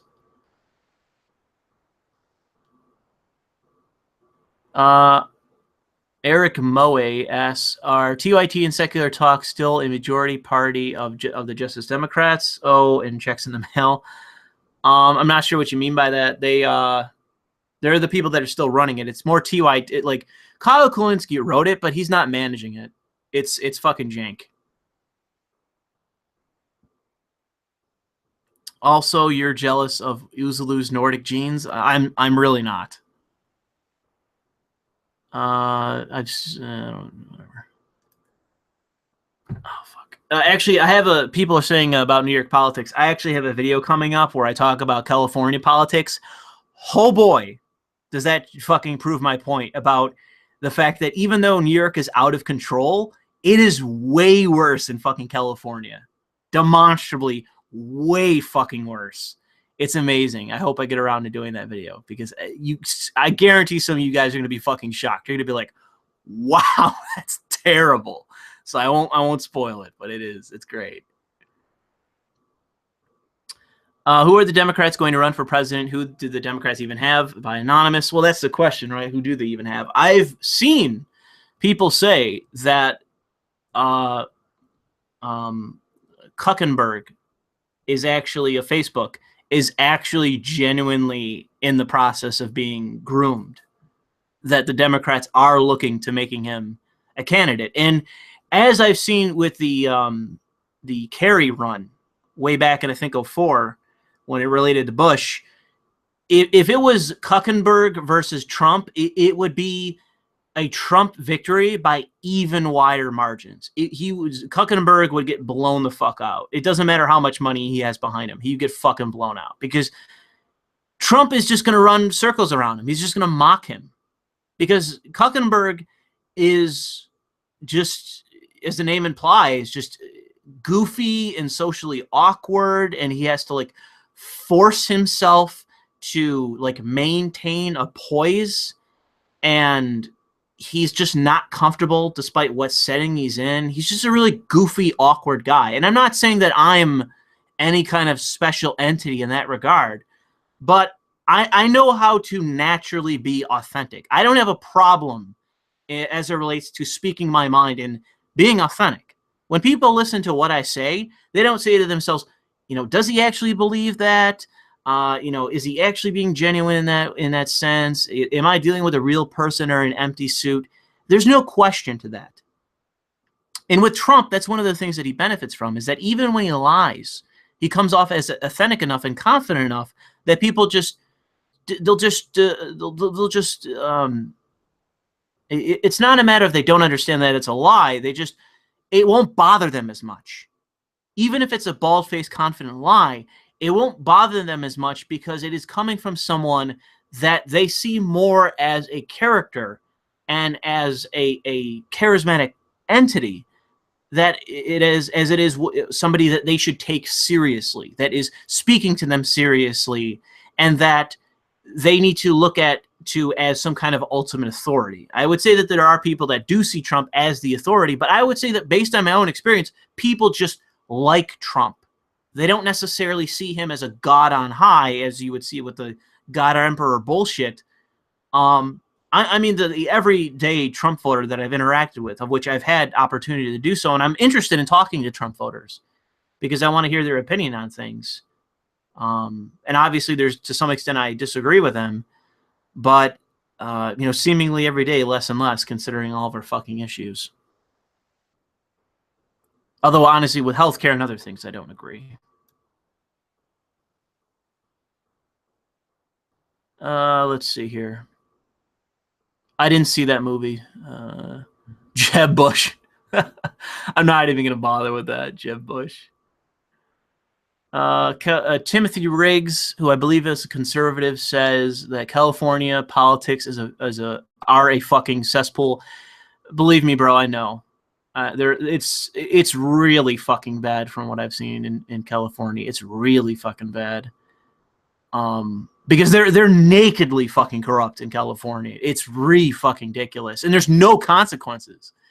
It's out of control, and it's actually going to coincide. The video that I want to do, I don't really want to spoil it, but the video I want to do is basically a follow-up to the video I did way back right after the election, where I forget the name of it, but I think I call it like the Democrats Nixon. I think that was the name of the video, where I just rip into Hillary Clinton as awful and I just rant about her. And instead of doing a rant, what I'm going to do is just lay out, and the video I want to call it something like, how the Democrats are going to lose in 2018, or the Democrats are fucked, or something like that.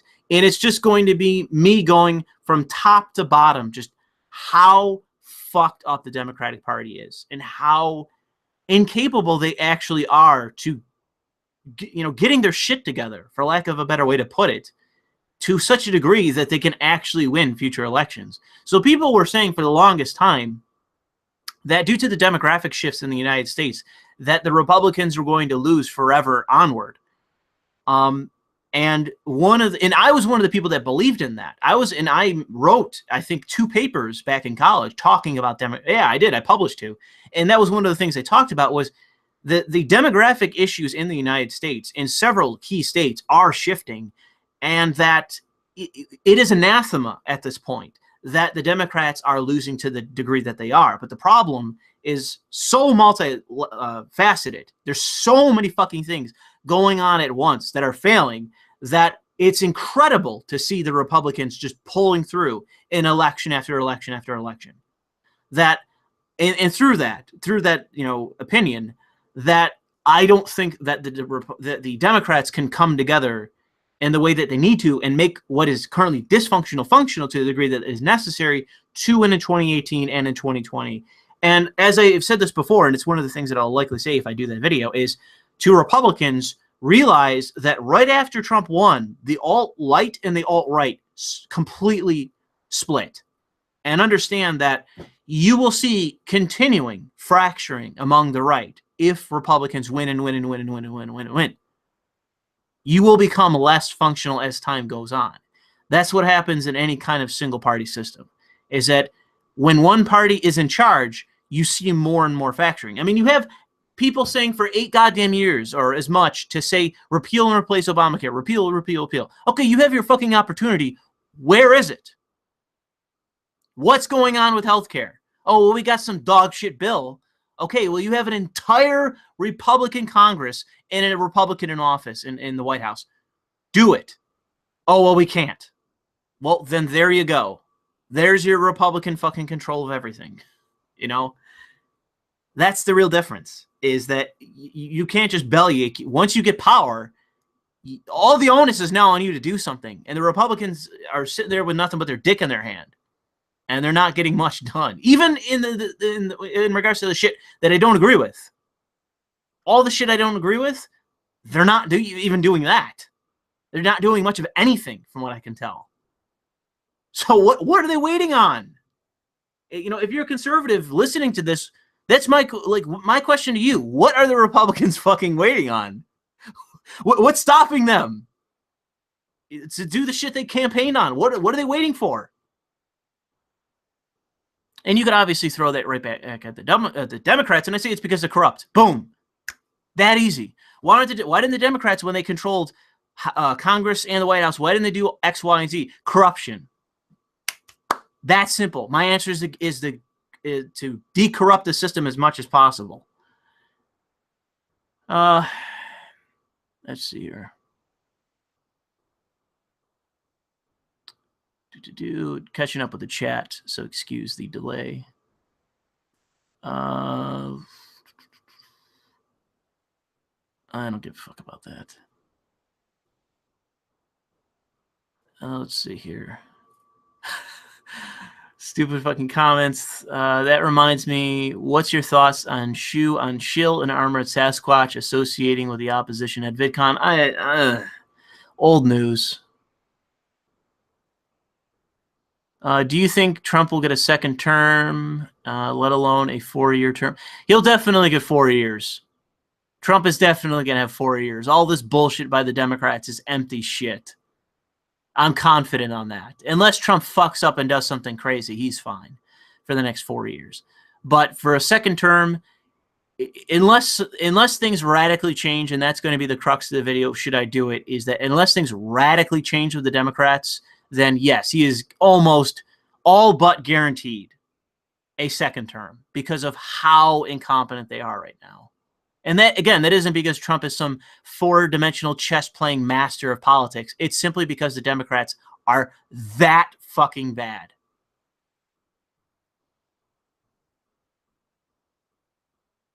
Why can't you say people's names correctly? Follow-up question, are you a little retarded?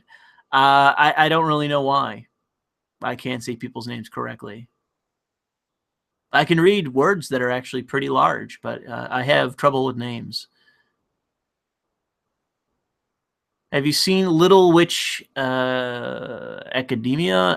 If it's the game that is on, I think it was Just USA. If that was the one they published, I think. I'm pretty sure I own it. I don't think I beat it though. A lot of loli in that one, if I remember that one. Please clap. Please clap. Yes, indeed. Indeed. Catching up with chat. Catching up with chat. You should make more videos instead of talking about them. I did that all earlier today, man. I spent a few hours recording. I got one video that's nearly done, so you'll get some videos. I just need more time to do it. Let's see here. Oh, shit. Sorry, Tim. I didn't see your shit. Democrats are committing suicide by identity politics. They're going so far left on that they won't look normal for years. It's a shame, too. We need competition in politics just like free market. Absolutely, Tim. Dead on the money, fucking Tim. Dead on the money. Conservatives, the competition that exists naturally between the left and the right, what that does intellectually is it sharpens the blade for both sides. The reason why it is good to have competition and debate between the left and the right is that what it does is it makes both sides more reflective on what they believe. Because if they realize something that they believe doesn't make sense or isn't effective or whatever, they're more likely to dispense with it or disregard it or get rid of it, just so they can then bring up something that does work or something they can argue more effectively. That way they can be more competitive in the intellectual and political sphere. When you have nothing but all left-wingers or all right-wingers in charge or in an echo chamber, it makes things fucking insane because they're not actually competing to, see if what they believe stands up to rigor. If, without that, they just become insane. And I would say that's what's happened to the left socially, is that the right got beaten down so badly, and in part rightly, because they didn't have good arguments, that the left dominated socially, and once it did, it went fucking insane. It went from, oh, well, gay people are equal to us, and we support gay marriage. It's like, yeah, I support gay marriage, till we need to fucking force you to say my pronoun, and if you don't, you're going to jail. And it's like, okay, well, that's fucking insane. How did we get from I like gay people and they're equal to me to say what I want you to say or I'm going to put you in prison? How did we get there? And I would say it's because the right fell off the fucking cliff and didn't have good arguments, and the left went insane because it went into an echo chamber. So I want more people like Ben Shapiro. He's a good one intellectually. Even someone like Milo, who's not, is more, shit stir and all that. Oh, it's good to have provocative people. Gavin McInnes is another one. I don't want to see Gavin McInnes called a Nazi and smeared and blah, blah, blah. I say put him out there, let him say what he wants to say, and then come right at him with what you have to say. And he seems more than willing to talk to people, and Ben Shapiro definitely is, so that's what we need. Competition between competing politics. And I think both sides will benefit through that. I think the right fears giving the left more ground because socially the left dominates, and the left has social hegemony, and they don't want to concede any of it, potentially, to conservatives. So I would say that both sides, to some degree, are at fault, but one of the things that both sides need to agree upon, I would say, is the fact that America is, if not basically, in part, tacitly, an oligarchy. And we need to kind of deal with that fact and agree upon it and just try to figure it out. Because it seems to me that the left wants to say, so long as we're getting the money, then we're fine with oligarchy. And the right wants to say, oh, well, that's just capitalism. And it's not. So thanks for that, that super chat, Tim, and thanks for having that good insight. Graham says, have you seen the thing about Omar Kadar in Canada? No, I haven't. Nigerian Prince says, Jimmy, stop being a pussy. Yes, I agree. A Nigerian Prince has asked Jimmy to stop being a pussy and to talk to Sargon. I absolutely agree with that. William asks, would you allow citizens to have machine guns? It depends what you mean by machine guns. I mean, I wouldn't say... I would say that in terms of the Second Amendment and the right to owning a firearm, that there are certain limitations, such as machinery or whatever. So there are limitations to the amount of weapons that you should be allowed to own. However, as it relates to, let's say, a light machine gun or I forget what it's called, but it is what the Army uses. It has a specific name for what kind of category it fits into. But I would say, yeah, I'd be fine with having legalized, quote-unquote, machine guns, handheld machine guns, so to say. because I don't think that people are shooting each other in Chicago using LMGs, or assault machine guns or whatever the fuck they're called. I'm sorry. But they're not using that. They're using fucking pistols. So my answer is maybe you legalize whatever, and then you have a tax on them that you just funnel into the ATF to try to go after illegal pistols. There you go. There's my solution. So I'm a liberal on guns. A liberal, classical liberal in that sense, on guns. I'm not opposed to people owning firearms for whatever reason. I don't give a shit. I don't care if it's, you need to have a legitimate reason. I don't believe that.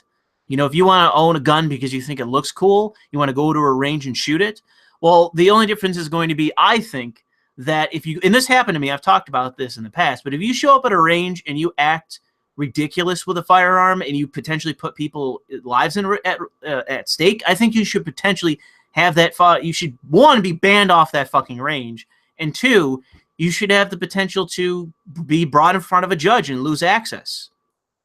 Because that's one of the things that I think we need to have more accountability towards is people that act unsafe with firearms. There's way too many people that just fucking act out in public with firearms.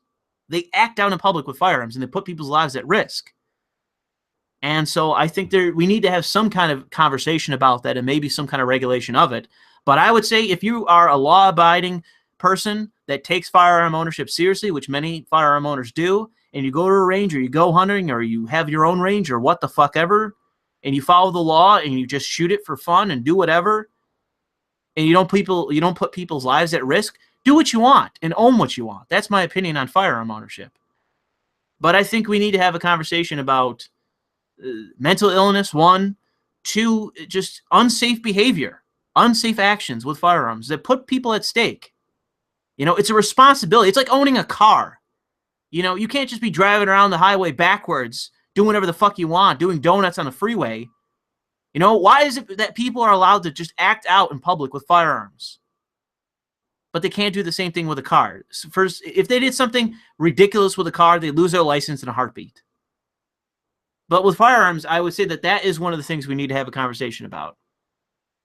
Because you'll see far less accidental discharges if you have people taking the role a lot more seriously. And it should be a thing in the culture more so than even just government regulation, where if you see somebody acting ridiculously with a firearm in public, people should call them out. And I've seen that before. I've seen that before myself, where I've seen another gun owner call out somebody for how they were acting. I forgot where I was, but I was in my local area. Somebody was basically taking a pistol out of the cab of their truck or something like that and holstering it. And another guy just came up to him and criticized him and said something like, you mishandled it or something like that, and criticized the way the guy was handling himself and said, like, listen, you need to be a lot more careful, whatever. And that's what we need more of, in my opinion. We need more people pushing firearm safety culturally. So thanks again to Tim Riggs. Dude asks, why are people hanging with Maddox, who I believe is a YouTuber? He's a piece of shit that tried to falsely accuse his last co-host that he was a rape apologist and having a rape list. I've only had a tacit interaction with Maddox, I think once. I don't really know much about him. I don't watch his videos. If he's a piece of shit, then that's more than I know about him. I don't know. I just know, I think he's like 200,000 subs or something like that. I don't really know much about him. Some guy with a weird name says, please recite the U.S. Pledge of Allegiance. It is the, I pledge allegiance. Whoa. Why am I'm like blanking? I spent quite a lot of time last night doing reports. I was up way into the wee hours in the morning. I pledge allegiance to the flag of the United States of America and to the republic for which it stands. Oh, man. This is what happens when you get put on the spot.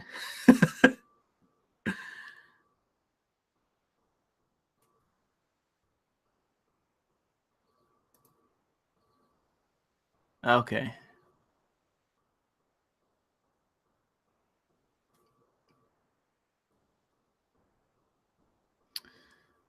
Maddox came out against the word cuck.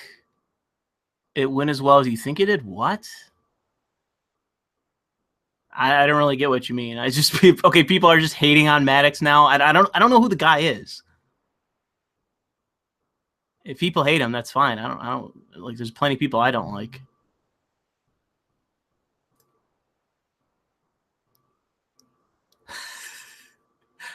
So no, he didn't say Soviet.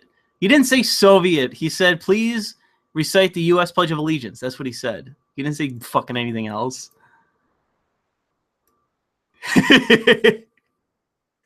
It's true. I am a Russian sleeper agent. That is true. One nation under God, indivisible, with liberty and justice for all. Yes, that is the bit I forgot. It's funny because under God is not actually in the original pledge. That's something they added. But they also, it's funny too, if you see it, they used to fucking say the pledge with the Roman salute. And I'm not even shitting you. There's plenty of photos that are going around. Go look for it. They used to say the Pledge of Allegiance where they didn't say under God, but they did the Roman salute while doing it. It's fucking insane. Oh, it's funny.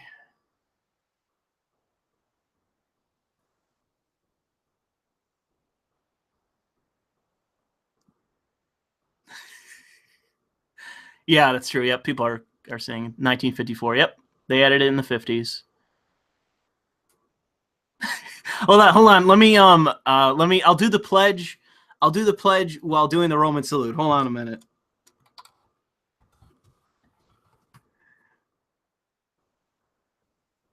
There we go.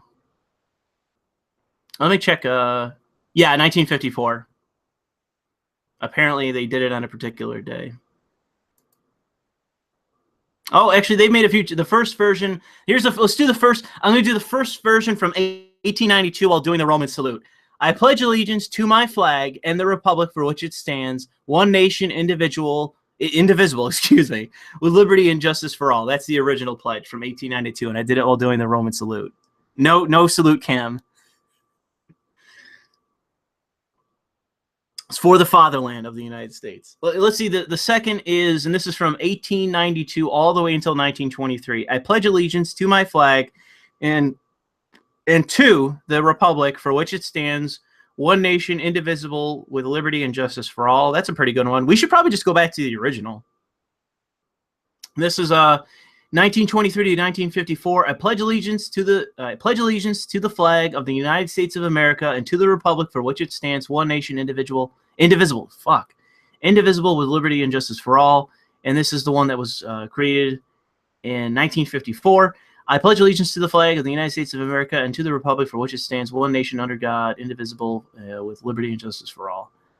Wow, there's actually no comma in under God. That's weird. Yeah. I would say you go back to either 1892 or maybe just to the 1923 version, because I do not like under God in the Pledge of Allegiance, because I do think that it's not obviously a violation of church and state, but it is a symbolic violation of church and state, and I don't like it. I think that that's one of the issues in our country is we have a little bit too much fucking credulity towards fucking religion when it should be the opposite. And that will be the thing that gets us fucked by Islam. Go back to 1892, Louis Le Vau. Yes, that is true.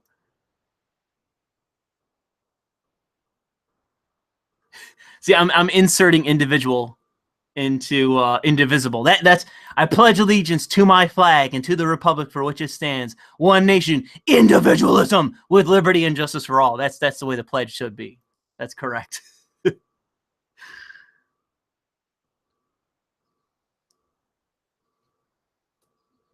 All right.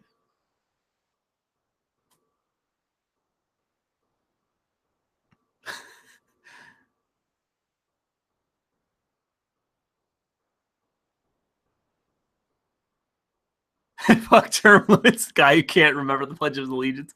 Dude, it's not like it's a thing I keep ready on daily basis to do. I haven't done it in years.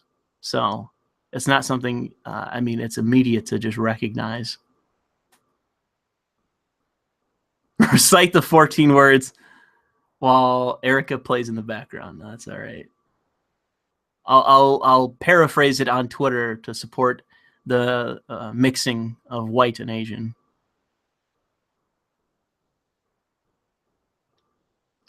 Spider-Man Homecoming. Catwoman says this. Spider-Man Homecoming was okay, but had a lot of SJW shit. I'm a comic book fan, but there were some cringy SJW moments in the movie. Well, you'll have to lay it out because I haven't seen anybody talking about SJW shit in that movie. Nobody. So I don't know what you mean by that. I haven't seen people say that it's a good movie. But if there's SJW shit in it, I mean, but that's the thing, right? Like, we're in a day and age where it's like literally every game that comes out has SJW shit in it. Every single one, for no other purpose than to serve that political purpose, that political end. And it's just like, do you really find it all that surprising that you have a movie that comes out where it includes SJW bullshit? It's like, yeah, to me at this point, it's to be expected. It's not as though that I'm justifying it being there because I obviously don't want it to be there. But the fact that anyone should find it surprising, it's just like, I don't really see how. It's like, it's a fucking game, movie, comic with SJW bullshit in it. Wow, surprise. More propaganda in media. That was the thing I ranted about in that video not long ago. It's everywhere, and they can't help themselves. Let's see here.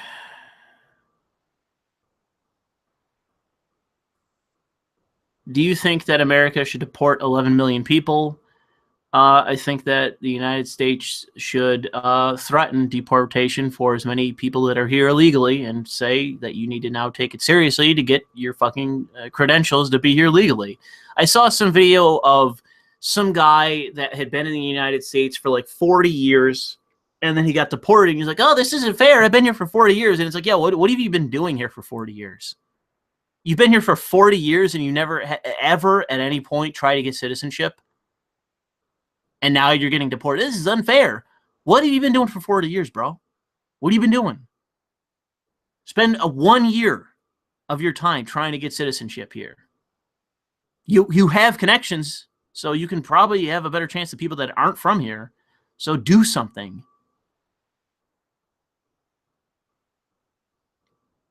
Let's see here.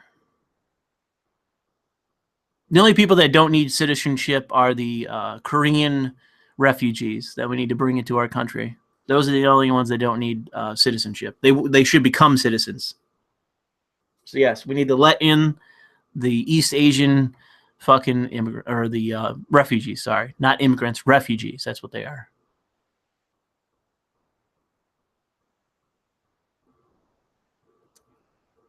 Let's see here. Flash Thompson was brownwashed to an Indian nerd. Liz is black again.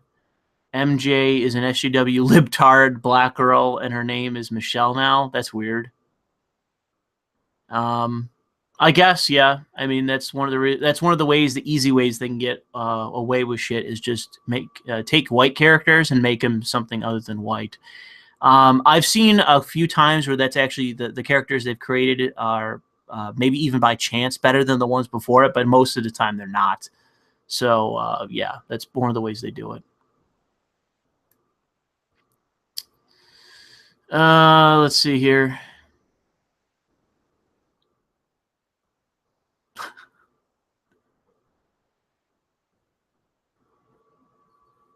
Catching up on chat.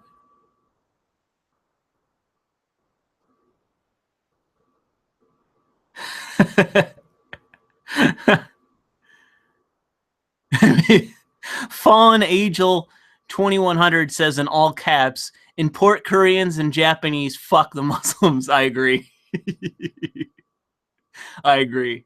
That's where the Korea and Japan are hellholes right now, and we need to bring in those refugees. Those are the true hard up refugees in this world, are Koreans and Japanese people, and we need to save them. Do you lack empathy? That's the question that I ask. If you are against bringing in Korean and Japanese refugees to the United States.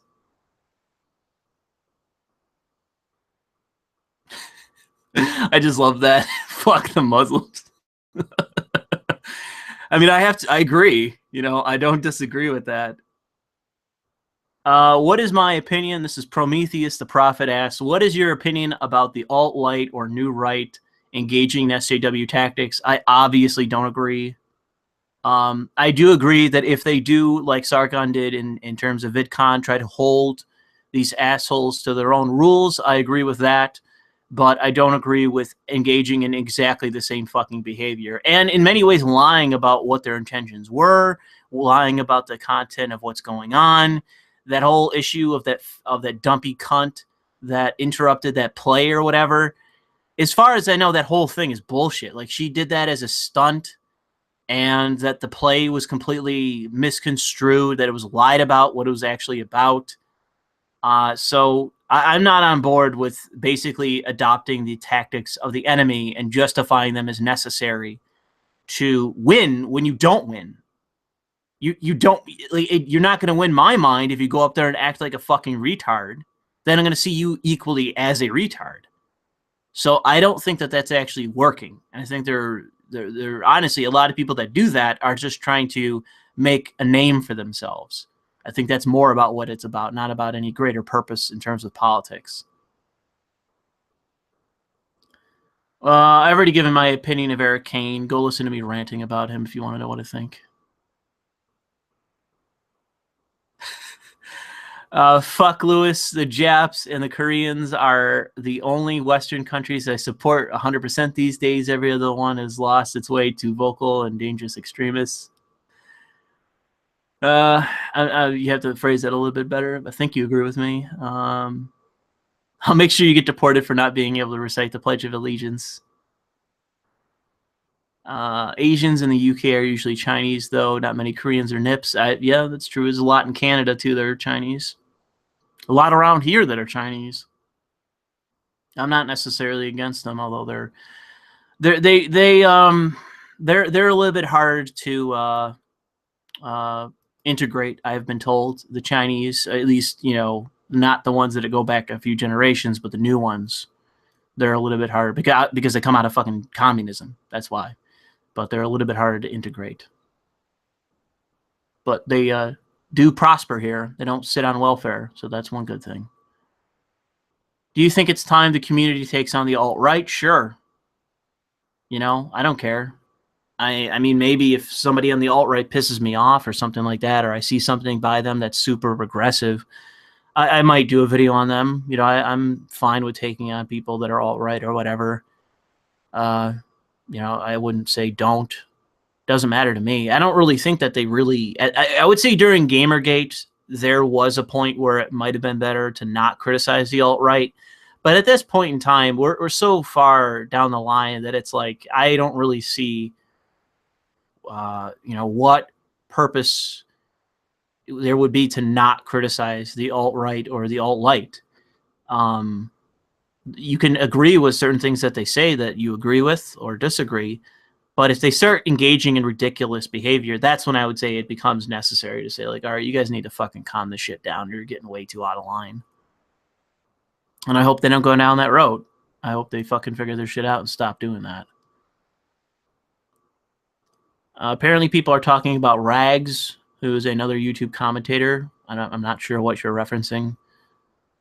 He knows me more than I know him. He used to follow me, but then all of a sudden he stopped. So I don't know what that was about, but I don't really know much about him. No, we're not bringing in. I don't care if we are bringing in lesbian Arabs. No thanks. No thanks. No more Muslims. Thank you.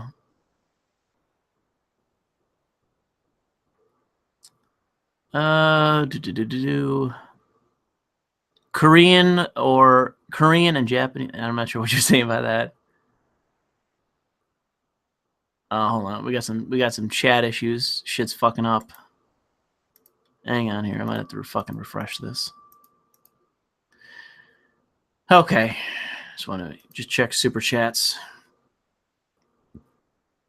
Graham says, for whatever reason, I like small tits usually. I agree, Graham. I would say that I like proportional tits.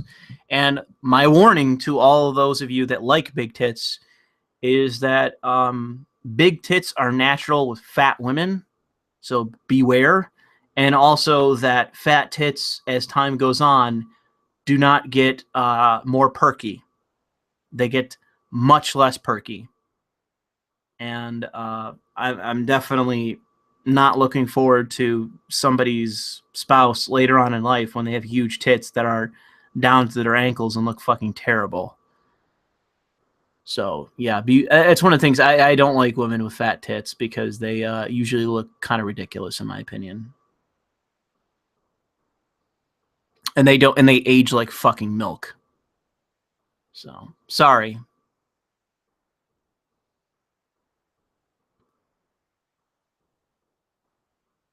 What do you think about Rags's video on Boogie? I haven't seen it. I don't watch his channel.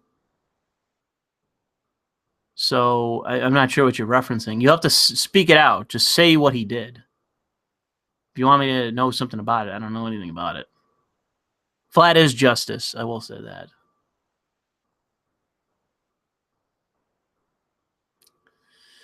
that. Charming Man asked for £2. Who is your fascist or communist waifu? I don't think I have one. There's actually a game that is supported on Kickstarter that's been going on and on for years, and they haven't released anything. I'm not sure if it's ever coming, but it's a game where they basically take all of the world leaders with the exception of the Japanese emperor, and they make them all women, like waifu women, moe women. So you basically, it's a dating sim where you can date all the different leaders of the world where they're all women. It's called like, I don't remember what it's called, but I supported it on Kickstarter. I'll be curious to see if they ever come out with the fucking game. It's been years, so it's not great. Let's scroll down.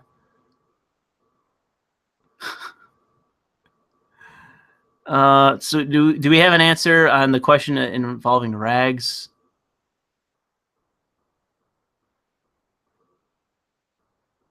He made the video you should have. Is that can I get an answer on that, please? I'm being left hanging here. Okay, so opinion on Paul Joseph Watson is that I agree with about 15% of what he says. Whoa, chat. He's okay. I would say that unfortunately he would fall to like the sort of crowd of like maybe I would say Lauren Southern has kind of moved in this position as well, where I'm more and more disagreeing with them, and I think it's because they're shifting. I don't think I am. I think they're shifting. I've had people push back against the fact that I said I don't like identitarianism, and that's one of the things that she's supposedly falling into is sort of like European white nationalism, and it's like, yeah, I obviously don't fucking support that. And granted, you might say, okay, well, they're fighting mass immigration. It's like, okay, yeah, but you don't need white identitarianism for that to be the case. You can fight to secure your borders without becoming identitarian, becoming collectivist. You don't need it. So that's an option, and I'm not on board with it. So I don't care how you dress it up. If you give it a cute blonde face, I don't give a shit. I'm not on board with collectivism. That's my fucking dichotomy. Collectivism, individualism. You all know where I land, and I'm not on board with fucking collectivist horse shit. We already have enough retardation in this world. We don't need more of it. Let's see here. Am I not going to get an answer? Oh, he made a video critical of Boogie. Well, it's not as though that the rant I did is not there. It is there. I just have to edit it and finish it, And I was worried. I mean, you got to understand, guys, that while my video that I did originally got a lot of thumbs up, I also did have like 200 fucking people thumb it down. So I'm conscious of the fact that that is not a super popular video on my channel. It did very well, for sure. And a lot of people very much agreed with me. and in many ways, appreciated that opinion. But what I don't need is a consistent amount of fucking videos posted to my channel where I have hundreds of fucking people disagreeing with me. That's not how you do well on a channel. I'll get to it. I have bigger things to do than a bad rant video where I just shit on fucking Boogie for being a fat cunt. So, yeah. I mean, the guy isn't going to fucking change. So who gives a shit?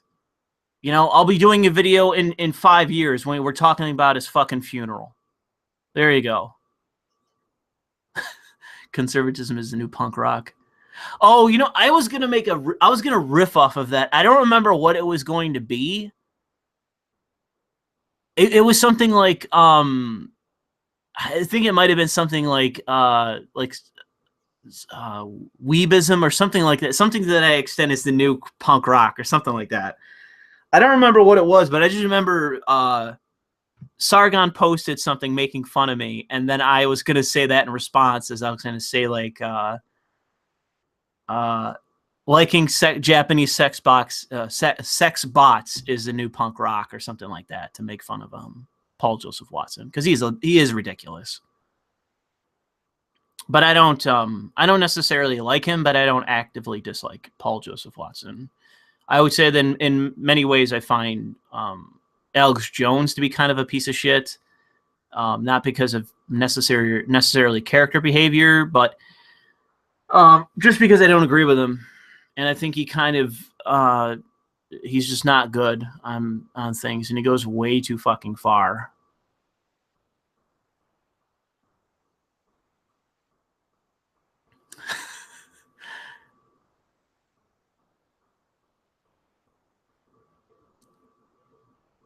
Let's see here. Fucking chat. Okay, well, I guess we can we'll turn this into the lightning round, just because I don't want to go on forever. So we'll go into the lightning round. Ask any questions that you want to get to, and I'll answer, and then we'll finish this up. So if you have any pertinent questions that you want to ask me, ask them now, or don't ask them at all, because time is ticking by, so you're almost out of time. I don't know the answer to that question.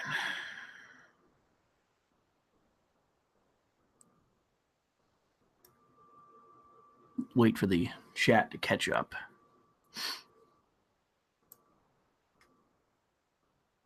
Make full versions of the music for a new generation video, Louis Le Vau. I'll buy them off whatever platform you sell them. I don't think I can sell them because those are actually owned by a company. So I don't think I could sell those. I actually wanted to do another one of those videos for all the different ones I made recently, but I lost them because my phone bricked.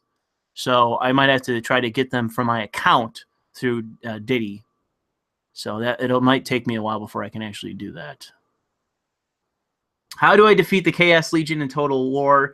Vampire counts are cool, by the way. Yes, they are. The way that you beat them is you have to beat them. You have to beat the Horde guys, like the whatever the fuck they are. There's like 3 factions you have to beat before the mountain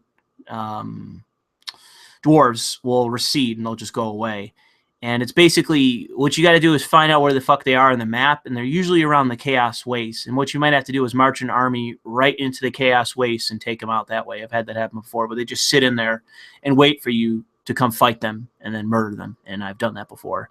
Once they're gone, just be ready for the fucking fact that the whole any allies that you currently have, that'll fucking end, because everyone starts looking at one another once those guys are finished off.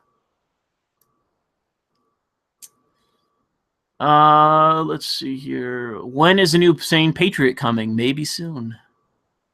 When is the... I'm not going to answer that question.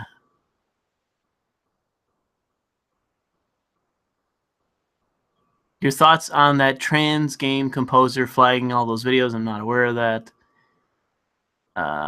Is it possible that the price for healthcare went up because all the regulation the government did to make sure we had the best healthcare? There's many different reasons why that went up. I wouldn't say that's necessarily the one. Are you going to play hack//GU last recode? And who was your honey pop waifu? You goddamn weed lord. I'm not aware of that game. The name sounds somewhat familiar, but I mean, it's going to be probably one of those games, again, where I have to question whether I'm ever going to even finish it or be into it, if it is even something I'd be willing to play. Honey Pop, I don't even remember who I liked particularly. That was a while ago. I don't think I necessarily liked any one character that much.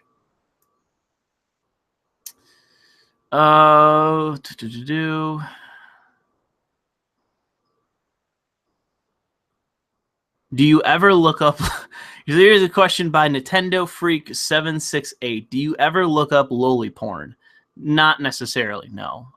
Should I stumble across it, then it's just there. Planning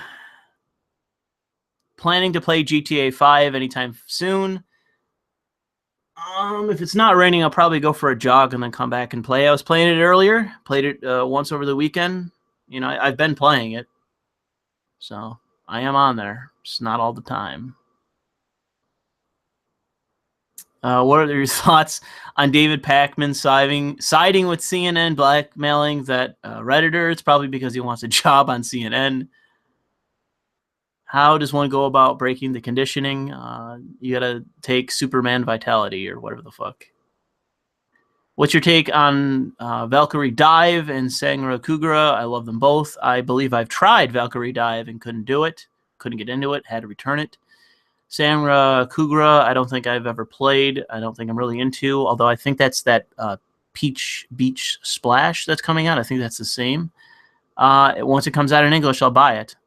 I've seen enough of that where it looks interesting, so I'll try that out.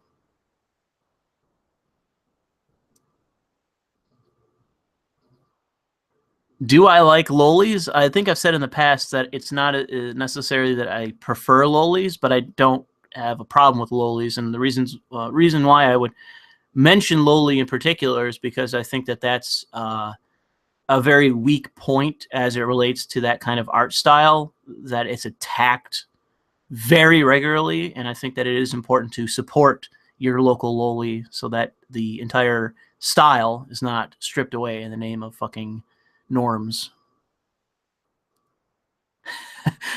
Nigerian Prince asks, do you ever stumble upon trap hentai?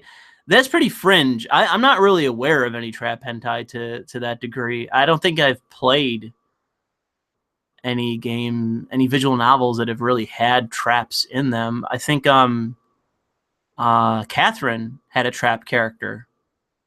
So I don't really see trap as that regular of something. Period Hack is the original SOA, which I think I know the name of, but I don't remember. With better story and better characters. I mean, it's all Greek to me, bro.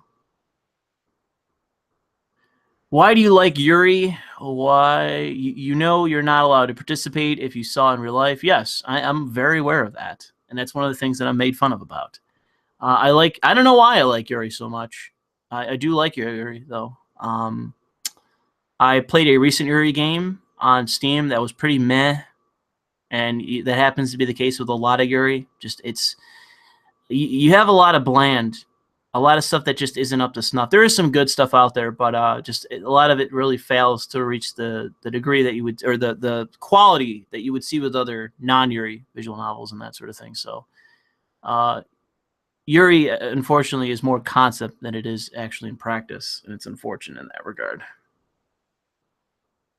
There's actually some decent shows and stuff like that I've seen. I've actually seen one of the best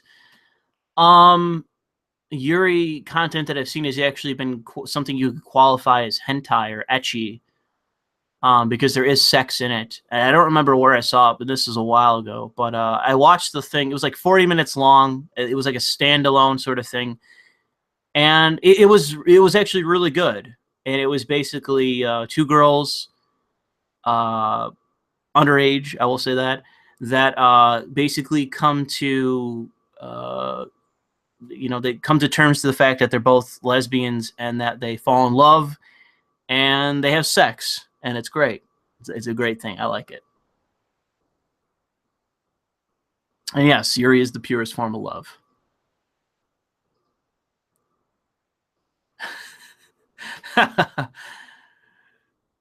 Yeah, support your local lollies. Will they make Catherine 2? They should. Will they? No. How old were you when you stumbled across Bible Black? I've actually not seen Bible. I've seen snippets of Bible Black. Like, I know what it is, and I've seen parts of it. I was probably mid-20s, I guess, like 23 maybe, before I even came across Bible Black. Maybe younger than that. I don't remember. But do you like Yuri on Ice? No, I don't. I don't like that show. I don't like its name. Every time you try to look up Yuri, that's what comes up. So no, fuck that show.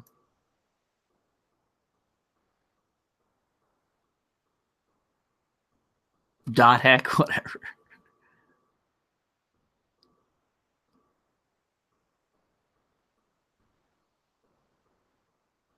Okay. Yeah, it's time. We'll move into. We're already in the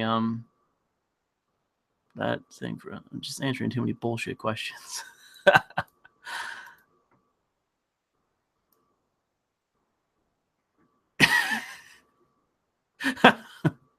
Sorry, I'm catching up with the fucking catching up with the fucking chat here.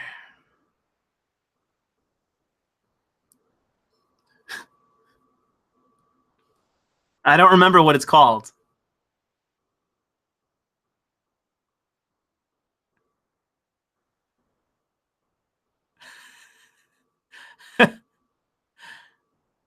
Yeah, every time you watch Bible Blacking, every time you cringe drink, yeah.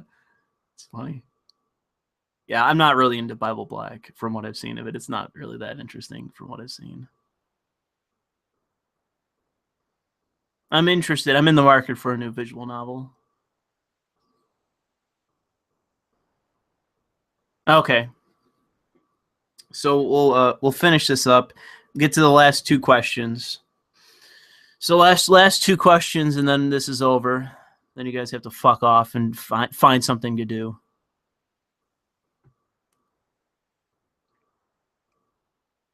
So let's get those final questions out there.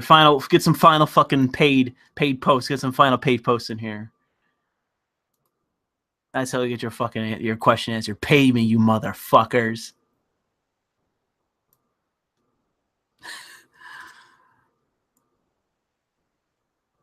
How's my job been? Same as always. I've already had people ask me about NTR. I'm not answering NTR. I think that's like cuck shit. No, I'm not into that. It must be some sort of fucking meme on 4chan or poll that people are into right now.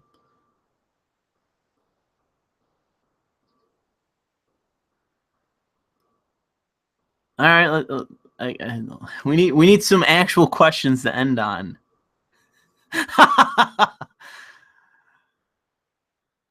What's the ETA for the next video? I mean, it honestly depends on me. You know, I got shit to do tomorrow. I probably have time later in the week, but it depends on the video I'm working on now. I got two that I'm working on now. Well, three technically, but two that I'm editing, and one is it requires a lot of images that I have to Photoshop. So that's going to take probably like a couple hours. So whenever I have time to do that, I'm not sure if I'll have time to do it tonight though. Let's see here. So that's one question. So we're on the last question. The ETA question was the one question. So now we got one left. One left. One question left, and then we're done. Then you guys gotta fuck off. I'm gonna check.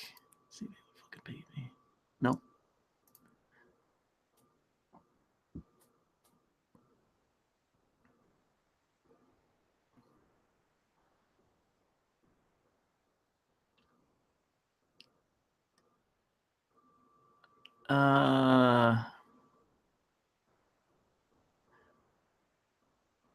Will I ever? Well, this I won't end this on this, but will you ever show your face on stream? If this ever became something more than what it is, then maybe yeah. But in right now, no, it's not going to happen. I don't necessarily gain much by showing my face, and I stand to lose a decent amount. So no.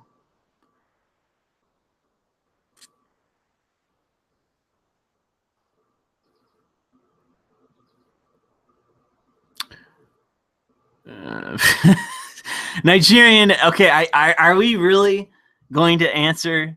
I guess I appreciate the $2 there, Nigerian Prince, when he asked the question, "How many inches are you packing?"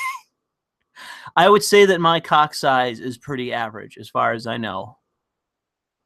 But I'm not going to give you. I would have to measure my cock to remember how long my cock is. As far as I know, it's average. My hope is that the average is not something like I don't even know. I don't even know. I'm fine with the size of my cock. I don't have any issues with that. So.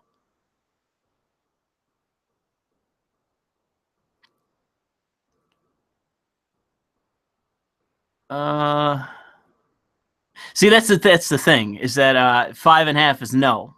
That is not correct.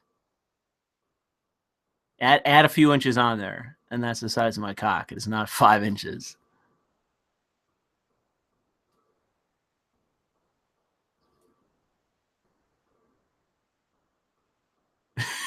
It is true that everyone does measure their cock at least once in their life, but I honestly don't remember. But is anyone else fine with the size of your cock? As far as I know, I've never had the girlfriends that I've had have not complained. They have not said that I have a small cock. If they did say that, I would be conscious of it, but I'm not. Cock reveal. Perfect for the lollies. Oh man, this one is not going the right direction.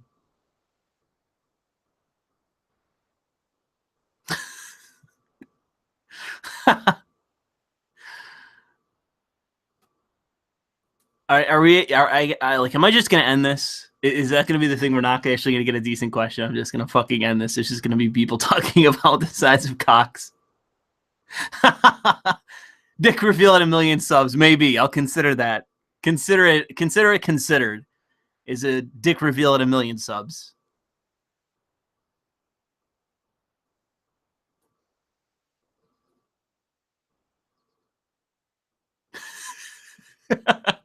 Great.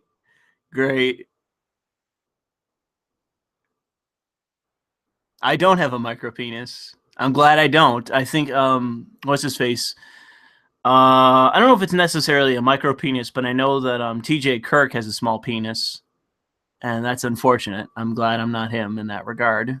I don't dislike him, but I'm glad I don't have a small cock, because I'm sure that if I did, I'd probably be insecure about it, but I'm not. So I'm okay in that regard.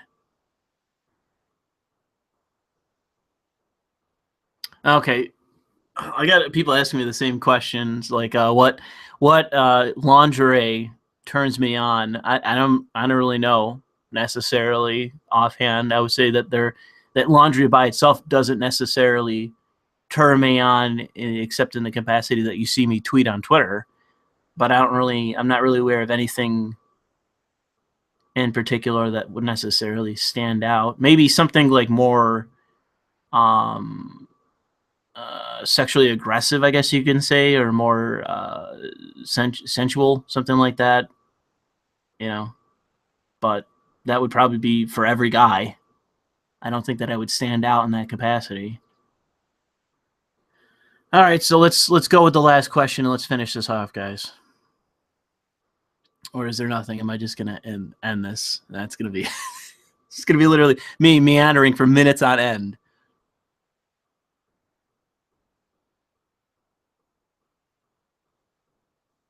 I know, Nigerian Prince is mocking the fact of how long we spent on the question.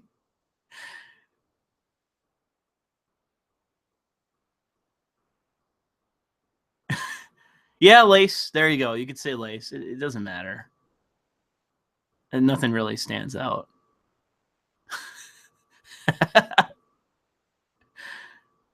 Here, actually, you know what? Let me check Twitter while we're sitting here just fucking around. Let me check Twitter.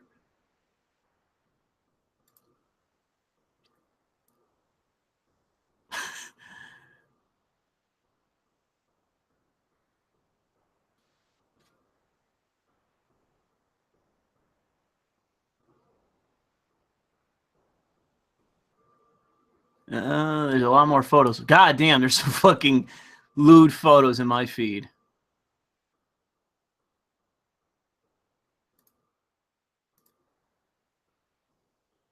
Okay. Oh, this is the Muslim guy that got that payout.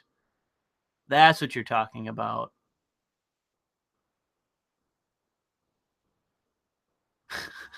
Ben says your 0.7 on the live stream is one of my favorite reasons why I love you.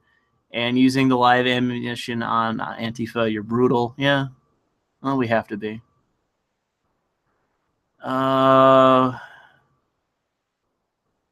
Anything else on Twitter? Nope. Other than this explanation of the Guantanamo Bay inmate who was paid $10 million by the Canadian government, and, you know, have fun paying that shit out. Enjoy yourself. That's what happens when you live in Trudeau's Canada. You give money to potential terrorists.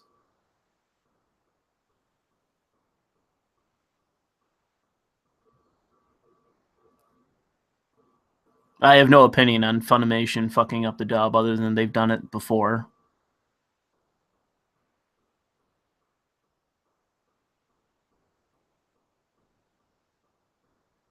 Let's see.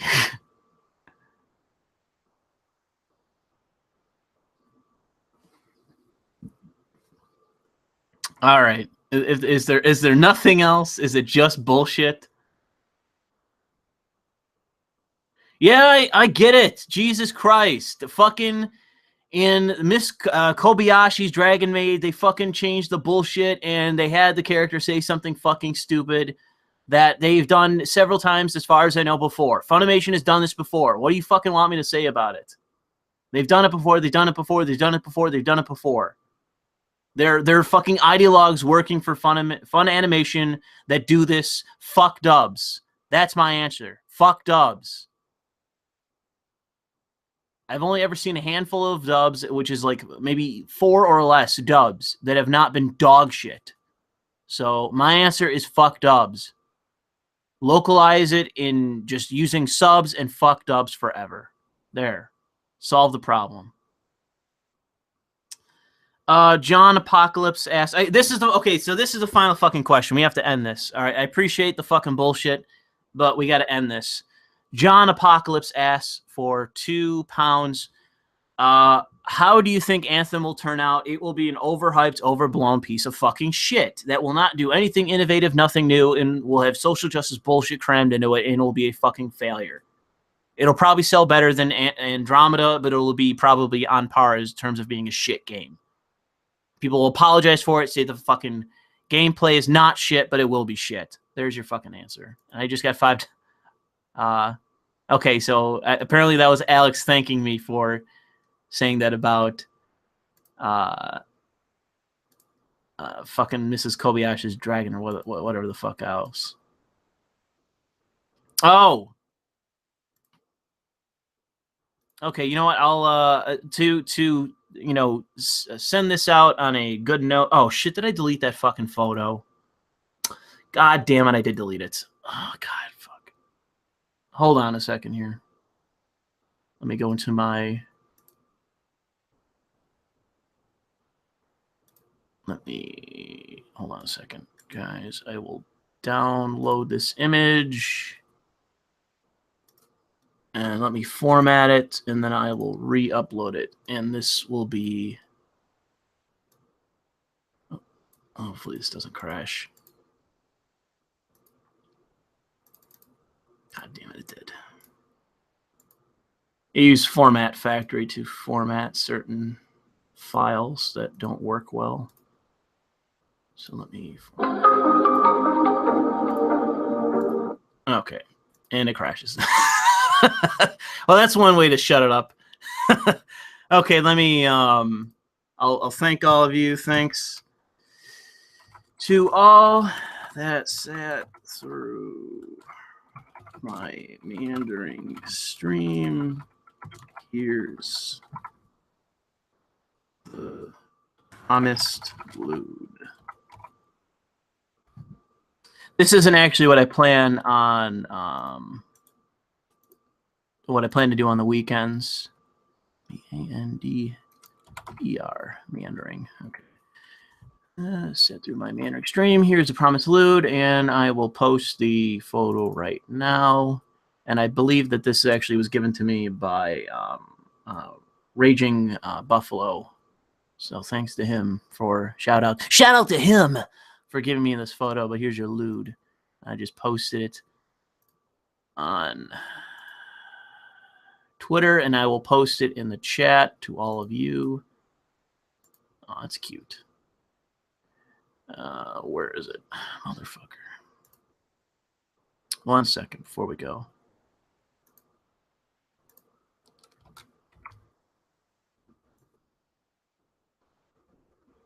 Kiernoth says for $2, fuck dubs. Hashtag fuck dubs. I agree. Fuck dubs. And let me post this into chat, wherever the fuck it is. There you go. There's your lewd. There's your lewd for today. Thanks for, being here, guys. Thanks for showing up. Thanks for participating. Thanks for giving me your fucking money. Be sure to check out my links. Be sure not to watch dubs. Be sure to give me some fucking money on Patreon and check out my links and all that bullshit. And enjoy the rest of your day. Enjoy your weekend. I will have videos in the near future for you. So enjoy that, you fucking cocksuckers. Fuck all of you. I don't respect a single fucking one of you. You fucking all disgust me. Go go home, you fucking faggots. Go find something meaningful in your goddamn pathetic lives. And use live ammunition on Antifa.